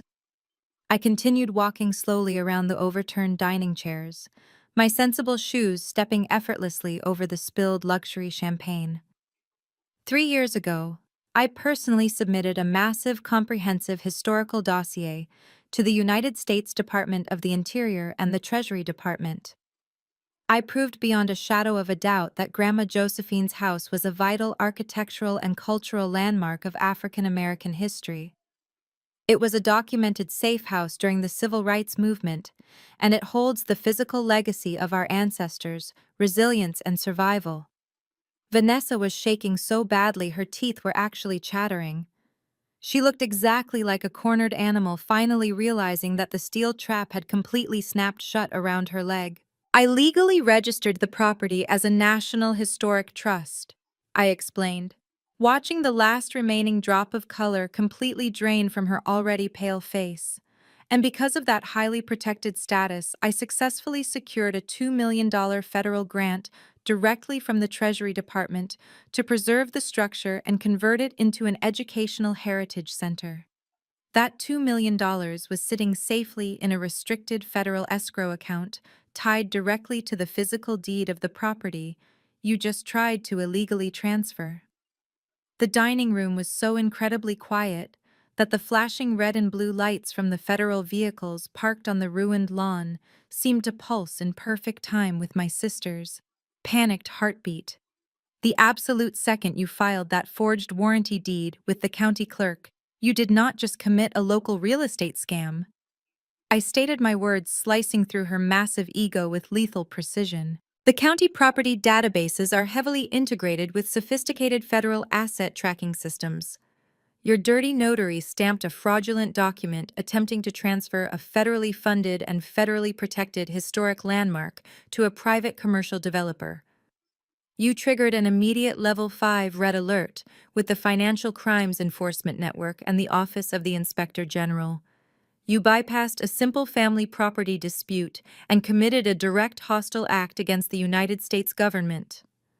Vanessa let out a pathetic broken sob, her knees buckling slightly as the heavily armed tactical agent stepped closer, completely boxing her in. She finally understood the catastrophic magnitude of her absolute greed. She had not just stolen a house, she had stolen from the federal government, and the federal government never forgives. I turned my back on my weeping sister, leaving her to drown in her own immediate self-destruction. I walked slowly toward the grand foyer, where my brother-in-law was still slumped against the expensive hallway wall. Trent looked up at me. His custom-tailored Italian suit completely ruined his arrogant alpha male facade, entirely shattered. The man who had just stood in my grandmother's house and tried to bully me into submission was now trembling like a terrified child trapped in a nightmare. I stopped right in front of him, looking down at his pathetic, sweating form.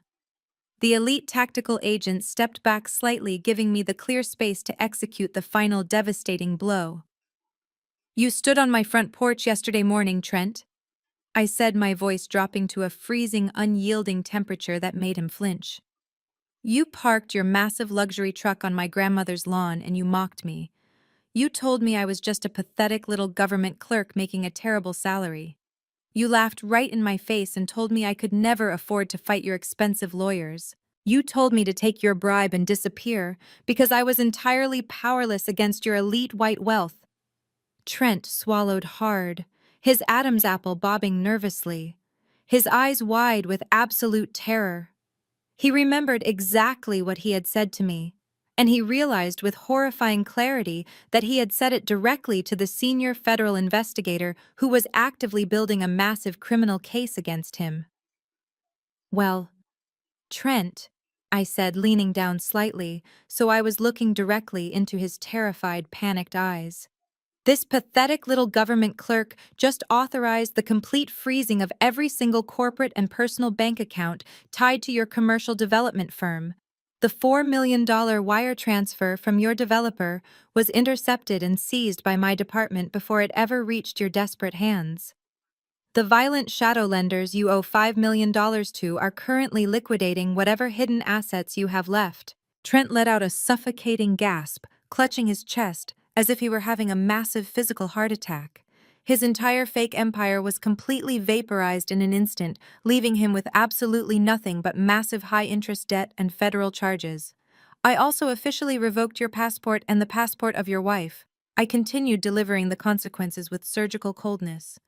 You will not be fleeing the country tonight or ever.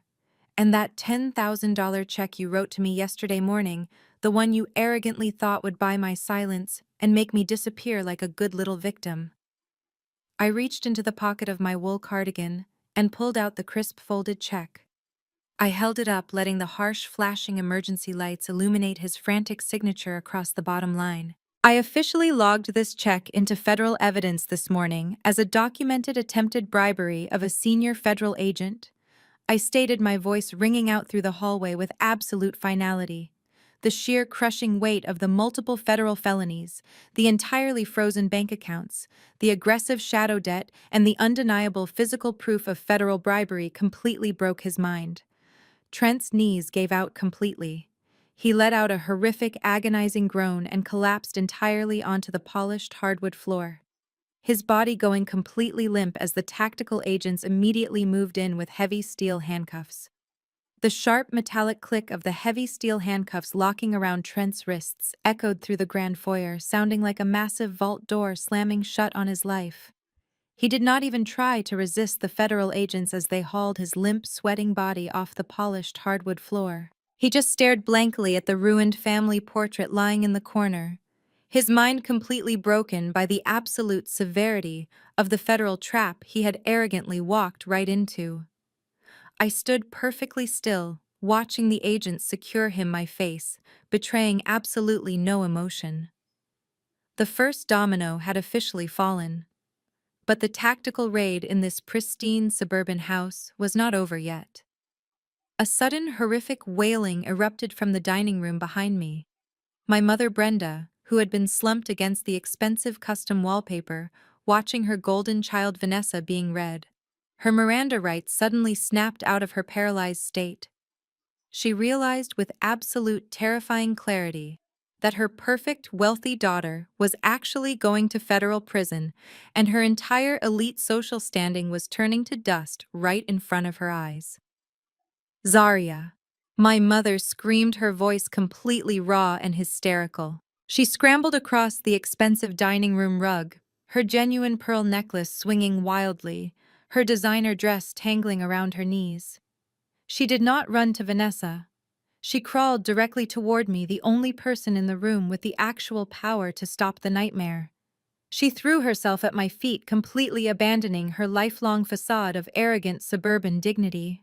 She grabbed both of my legs, wrapping her arms tightly around my knees, burying her tear-stained face into the fabric of my wool trousers. Her whole body was shaking with violent, uncontrollable sobs. "Please, Zaria, please stop this," she begged, looking up at me with wild, desperate eyes.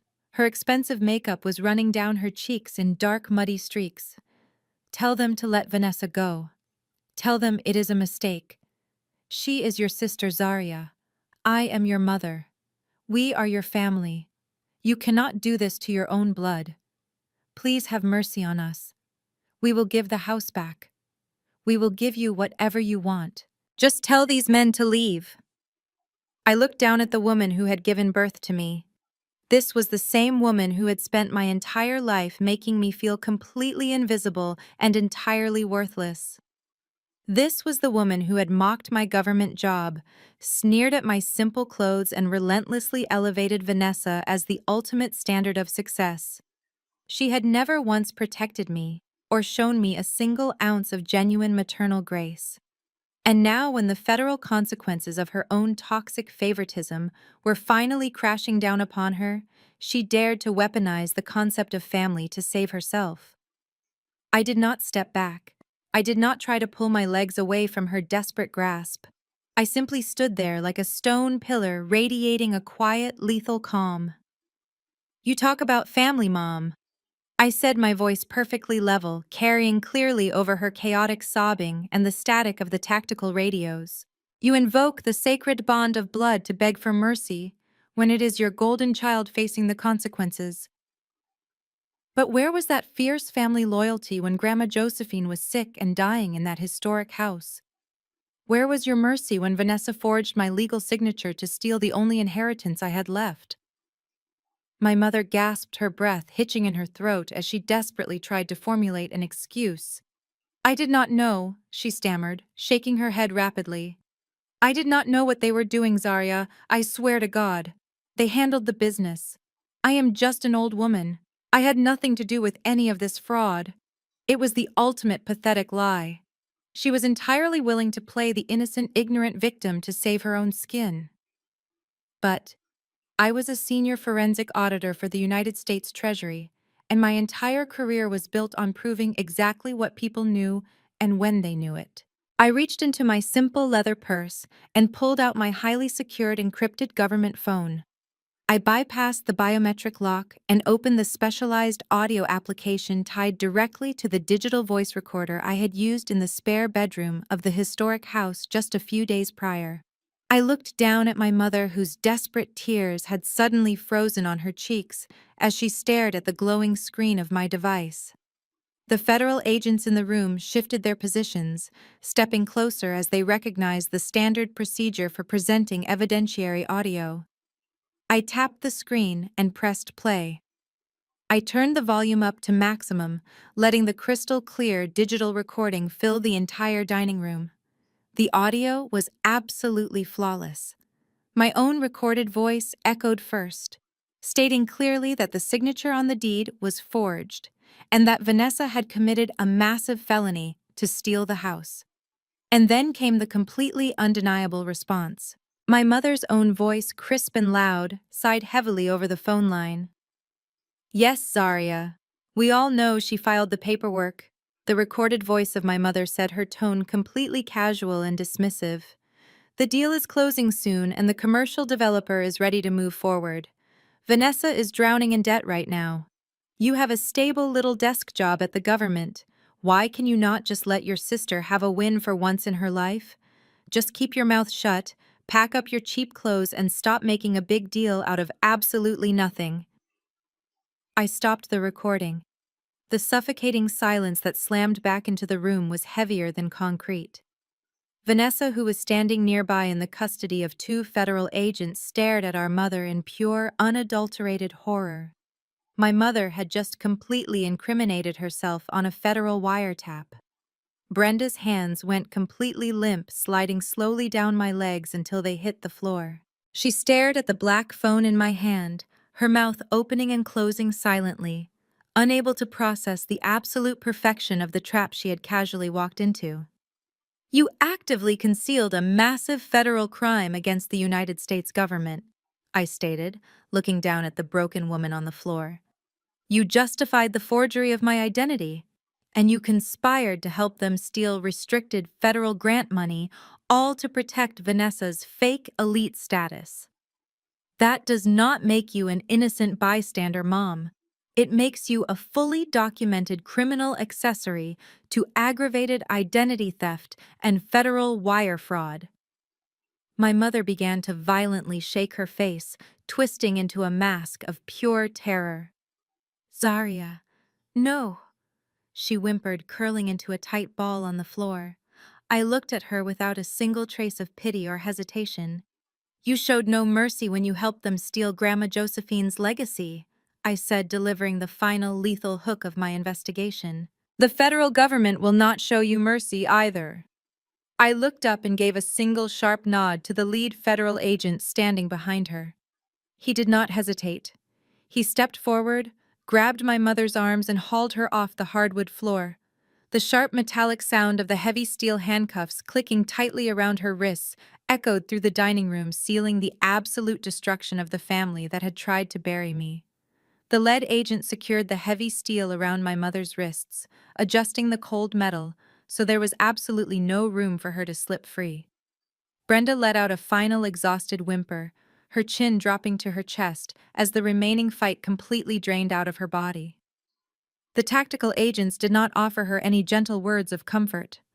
They grabbed her roughly by the elbows, pulling her upright and forcing her to stand alongside Vanessa and Trent.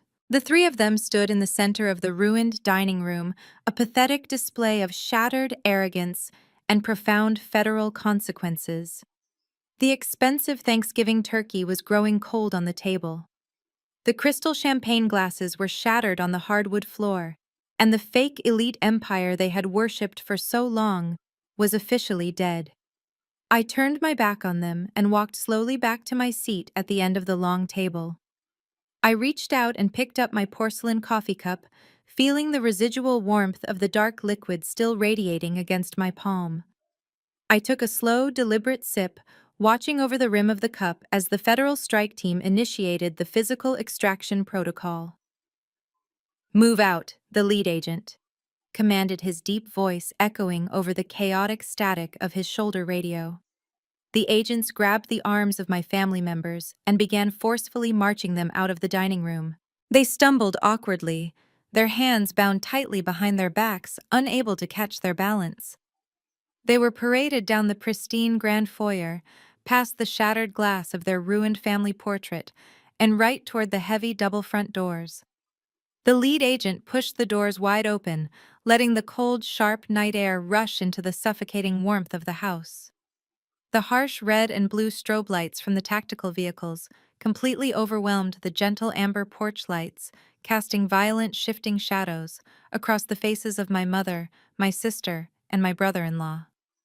As they were shoved aggressively over the threshold and out onto the ruined front lawn, the absolute worst nightmare of their entire fake suburban existence became a terrifying reality. The deafening sirens and the violent arrival of the federal convoy had not gone unnoticed in this highly exclusive, quiet neighborhood. The massive commotion had drawn every single wealthy resident out of their multi-million-dollar mansions. The wide, impeccably paved street was lined with dozens of their affluent country club neighbors. These were the exact same people Vanessa and my mother had spent years trying to impress. These were the wealthy wives they gossiped with at private charity galas and the elite businessmen Trent played golf with every Sunday. They were all standing on their manicured lawns wearing expensive silk pajamas and cashmere robes, completely mesmerized by the shocking spectacle unfolding right in front of them. And every single one of them was holding a smartphone. The glowing screens illuminated the darkness as the elite neighbors recorded every humiliating second of the raid. They were capturing the golden child, the aggressive commercial developer, and the proud suburban matriarch, being walked out of their own house by heavily armed federal agents. There was no sympathy in the eyes of the crowd. There was only morbid fascination and the brutal, eager judgment of high society, watching one of their own violently fall from grace. Trent was the first to realize they were being filmed. He tried to lower his head and duck his face behind the broad shoulder of the tactical agent escorting him. His expensive, custom-tailored Italian suit was deeply wrinkled and stained with the champagne he had spilled.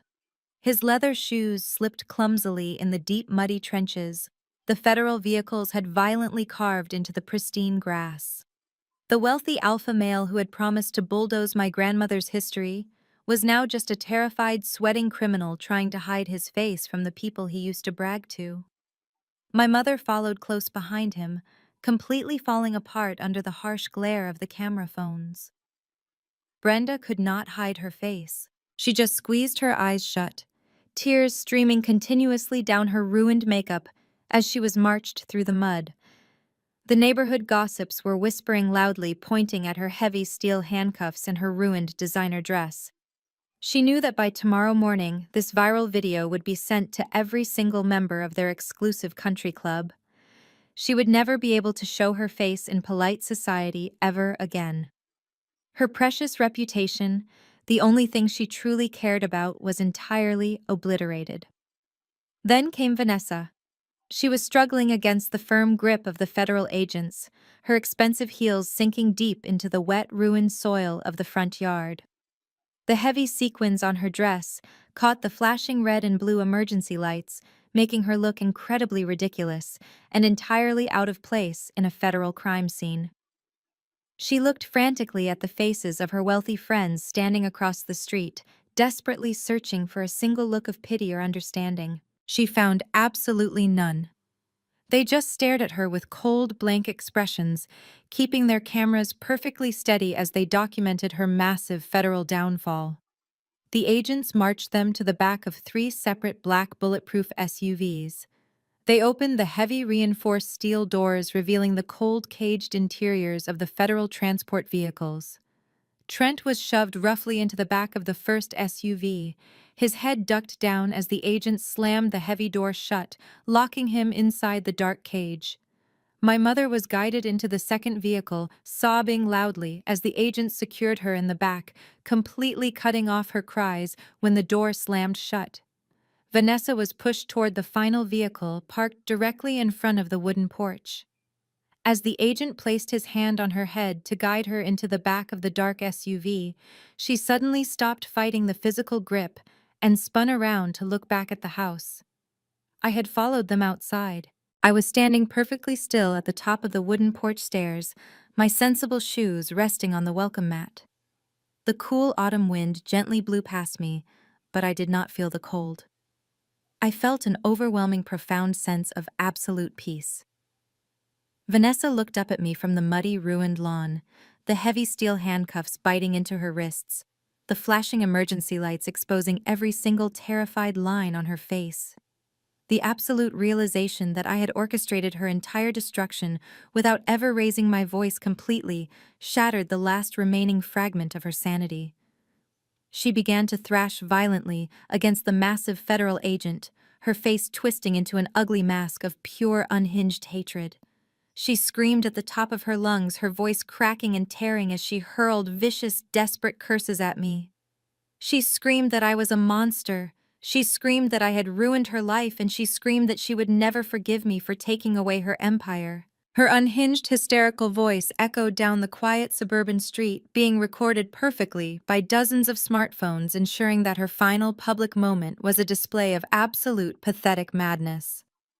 I stood on the porch and looked down at the screaming, frantic woman who used to be my sister. I did not argue with her curses. I did not try to defend my actions to the neighborhood crowd. I simply raised my porcelain coffee cup in a slow, silent toast to the federal justice system. I took a final calm sip of the dark liquid and let a soft, entirely peaceful smile spread across my face. It was the exact same calm smile I had given her at the Thanksgiving table right before her entire fake world collapsed. The heavy steel doors of the federal transport vehicles slammed shut that night, taking my family away, and leaving me standing alone on the muddy, ruined lawn. The wealthy neighbors eventually lowered their smartphones and retreated back into their pristine mansions, but the absolute destruction of my mother's fake suburban empire was permanently cemented. The viral videos of their humiliating arrests circulated through the country club elite exactly as my mother had feared, ensuring that the family name was completely blacklisted from every high society circle in the state. But the true, brutal reality of federal justice does not happen on a manicured lawn. It happens in the cold, sterile interrogation rooms and the unforgiving concrete cell blocks. Exactly 6 months later, I found myself driving up the long, isolated road leading to a high-security federal penitentiary. The landscape was bleak and entirely devoid of the luxury and comfort my sister had spent her entire life chasing. Thick coils of razor wire gleamed aggressively under the harsh afternoon sun, wrapping around the massive gray stone walls that completely cut the prisoners off from the outside world. I parked my car and walked through the heavy security checkpoints, surrendering my personal items and walking through the metal detectors. I was not here as a senior forensic auditor today. I was here strictly as a visitor answering a desperate, pathetic summons from an inmate awaiting her final sentencing hearing. The federal indictment had completely shattered whatever fragile loyalty existed in their toxic marriage. When the FBI and Treasury agents presented Trent with the massive mountain of digital evidence, the wiretaps, the forged deeds, the intercepted bank transfers, and the physical bribery check, his arrogant alpha male persona completely evaporated. He did not hire expensive lawyers to fight for his wife. He did not stand by his family. Trent lasted exactly 2 hours in the federal interrogation room before he completely cracked. He threw Vanessa entirely under the bus, eagerly signing a detailed confession that named her as the sole mastermind behind the forgery and the real estate fraud. Trent traded his wife for a reduced sentence, taking a federal plea deal that guaranteed him 10 years in a medium-security facility.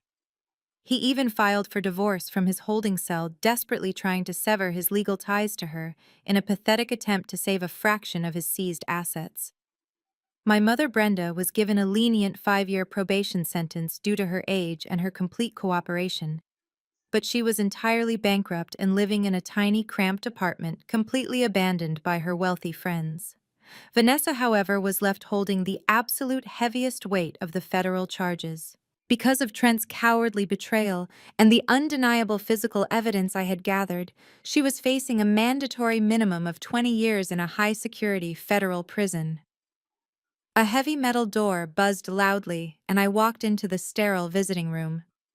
It was a depressing, windowless space, divided entirely by a thick wall of reinforced plexiglass. There were no imported Italian marble floors here. There were no velvet chairs or crystal chandeliers. There were only rigid metal stools bolted firmly to the concrete floor. I sat down on my side of the glass and waited. A few moments later, a side door opened and a female prison guard escorted my sister into the room. The visual transformation was absolutely staggering. The glamorous, elite real estate agent who used to strut around in designer trench coats and expensive leather boots was completely gone. Vanessa was wearing an oversized, stiff khaki prison jumpsuit that swallowed her frame. Her perfectly styled hair was flat and dull, pulled back into a messy knot. Her expensive acrylic nails had been completely removed, leaving her hands looking raw and bitten. Her face was pale and deeply lined, devoid of any expensive makeup, reflecting the sheer, agonizing stress of spending the last 6 months locked in a tiny concrete cage. She sat down heavily on the metal stool across from me. She looked at my simple clothes, my calm expression, and my absolute freedom. Her eyes instantly filled with hot, desperate tears. Her hands were trembling violently as she reached up and pulled the heavy plastic telephone receiver from the wall. I slowly picked up the receiver on my side and pressed it to my ear. "Zarya," she sobbed, her voice sounding thin and incredibly fragile through the cheap electronic speaker.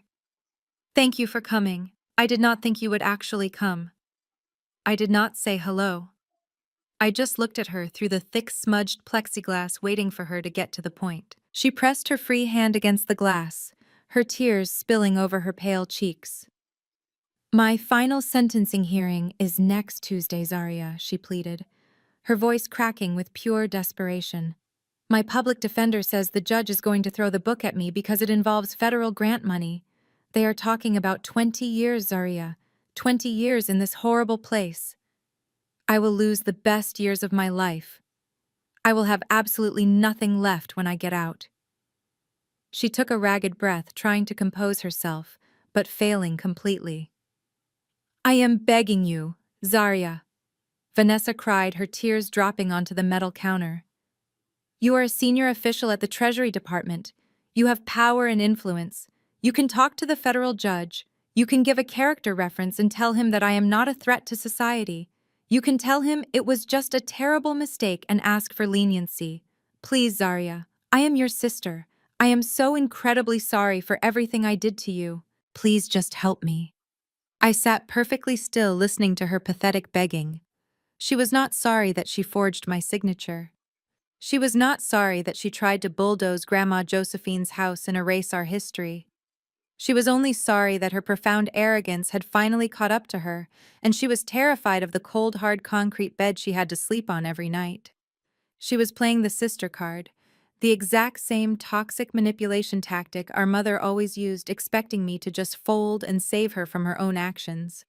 I looked at her raw, bitten fingernails and her drab prison uniform. I felt absolutely no guilt. I felt no lingering obligation to the woman who had happily tried to destroy my life for a paycheck. I leaned slightly closer to the plexiglass, keeping my voice completely devoid of any emotion or warmth. You did not just sell a house, Vanessa. I said the words slicing cleanly through her desperate sobbing. You sold our family. She stopped crying for a fraction of a second, her eyes widening as the freezing reality of my words hit her. She realized in that exact moment that there was absolutely no mercy left in my heart for her. The well of my forgiveness had completely run dry. Enjoy your new high-security lifestyle, I told her, my voice ringing with absolute finality over the prison phone system. I did not wait for her to respond. I did not wait for her to start screaming or begging again. I coldly pulled the heavy plastic receiver away from my ear and placed it firmly back onto the metal cradle. The click of the phone disconnecting was the last sound she would ever hear from me. Vanessa slammed her hands against the thick plexiglass, screaming my name, but the soundproof glass completely muted her frantic cries. I stood up from the rigid metal stool, turned my back on her, and walked straight out the heavy metal doors without ever giving her a second glance. I walked out into the bright, harsh sunlight of the prison parking lot, leaving my sister to the cold, concrete reality she had built for herself. I started the engine of my car and drove away from the razor wire and the heavy steel doors, never once looking in my rearview mirror. The drive back to the city was incredibly long, but for the very first time in my entire life, my chest felt completely light. The suffocating weight of my mother's toxic expectations, the constant demeaning microaggressions from my brother-in-law, and the relentless, malicious jealousy of my sister were finally entirely gone. I had excised the infection from my life, using the cold, surgical precision of federal law, and I was finally free to breathe. Fast forward exactly 1 year later to a warm, vibrant Saturday afternoon in early spring. I drove my car down the familiar streets of the neighborhood my family had so casually dismissed as a dangerous, worthless ghetto. The streets were not decaying, and they were not filled with crime. They were alive with the rich, beautiful hum of a thriving community. I pulled up to the curb and put my car in park, taking a deep, slow breath as I looked out the window. Grandma Josephine's house stood proudly on the corner lot, completely and beautifully transformed. The massive $2 million federal grant from the Treasury Department had been executed flawlessly over the past 12 months. The historic exposed brick wall that Vanessa had ordered her contractors to violently smash was now fully restored and structurally reinforced. The original hardwood floors where Trent had tracked his muddy boots had been sanded and polished to a brilliant, warm shine. The crumbling front porch was completely rebuilt using authentic period-correct timber, matching the exact architectural style of the 1920s, when the house first became a vital safe haven during the civil rights movement. I stepped out of my car and walked up the pristine concrete pathway. Right next to the heavy wooden front door, mounted securely to the restored brick facade, was a large, shining brass plaque. It caught the golden afternoon sunlight, reflecting it brightly down the street. The beautifully engraved letters read, "The Josephine Heritage Center." It was no longer just an old house holding dusty memories. It was an official, federally protected landmark, a permanent standing symbol of African American resilience and historical triumph. It stood as a massive, unyielding fortress against the predatory greed of commercial developers who wanted to pave over our culture just to build soulless luxury condos. I stood on the front lawn, the exact same spot where Trent's massive luxury pickup truck had once violently torn deep, muddy gashes into the grass. Trent's intimidating bulldozers were long gone, completely erased from existence, along with his fraudulent firm and his fake elite status. His pathetic fake eviction notices were nothing but dust scattered to the wind. Instead of heavy construction equipment and destruction, the front lawn was covered in thick, lush green grass. A group of neighborhood kids were running and laughing loudly, chasing a bright red plastic ball across the pristine yard, completely safe and entirely happy. They were playing in the exact same yard where I used to play, when Grandma Josephine would sit on the wooden porch and watch over me. Parents were walking their dogs down the newly paved sidewalk, waving to each other, and stopping to admire the beautiful historic restoration. This was the real wealth of our community. It was not the fake maxed-out credit card luxury that Vanessa and Trent worshipped. It was the deep, unbreakable bond of a shared history and a fiercely protected future. I had fought the entire federal legal system to protect this exact moment, and looking at the smiling faces of the children running across my grandmother's lawn, I knew that every single agonizing step was completely worth it. I walked up the wooden stairs of the front porch and turned around to look out over the vibrant, peaceful street. I leaned back against the sturdy new railing, and I want to take this exact moment to look directly at you, the person listening to this story right now. My long, agonizing journey from being the quiet, invisible desk clerk to the senior forensic auditor who completely dismantled a massive fraudulent empire was not just about federal investigations and complex real estate laws. It was about the incredibly painful, deeply personal process of realizing my own absolute worth in a family that actively wanted me to remain completely worthless. For my entire life, I was told repeatedly that I was not enough. I was told that my sensible clothes were too cheap, my government job was too boring, and my deep, profound love for my cultural heritage was just a pathetic excuse for my supposed lack of ambition. Society constantly tells us, especially Black women, that we must carry the heavy emotional burdens of our families without a single complaint. We are expected to endure the quiet disrespect, to swallow the racist microaggressions, and to constantly shrink ourselves just to keep the peace at the holiday dinner table. We are completely conditioned to believe that the word family is a magical, impenetrable shield that entirely excuses toxic abuse and blatant financial manipulation. But I am here to tell you right now that sharing blood does not give anyone a free pass to completely destroy your peace. Your toxic mother, your jealous sister, your arrogant brother-in-law, they do not hold the pen to your life story unless you hand it directly to them. My mother and my sister aggressively weaponized the concept of family to demand my absolute sacrifice. They wanted me to quietly surrender my legacy so they could maintain their fake glamorous facade in a high society world that did not actually care about them. They mistook my quiet nature for total submission, and they completely mistook my simple lifestyle for absolute weakness.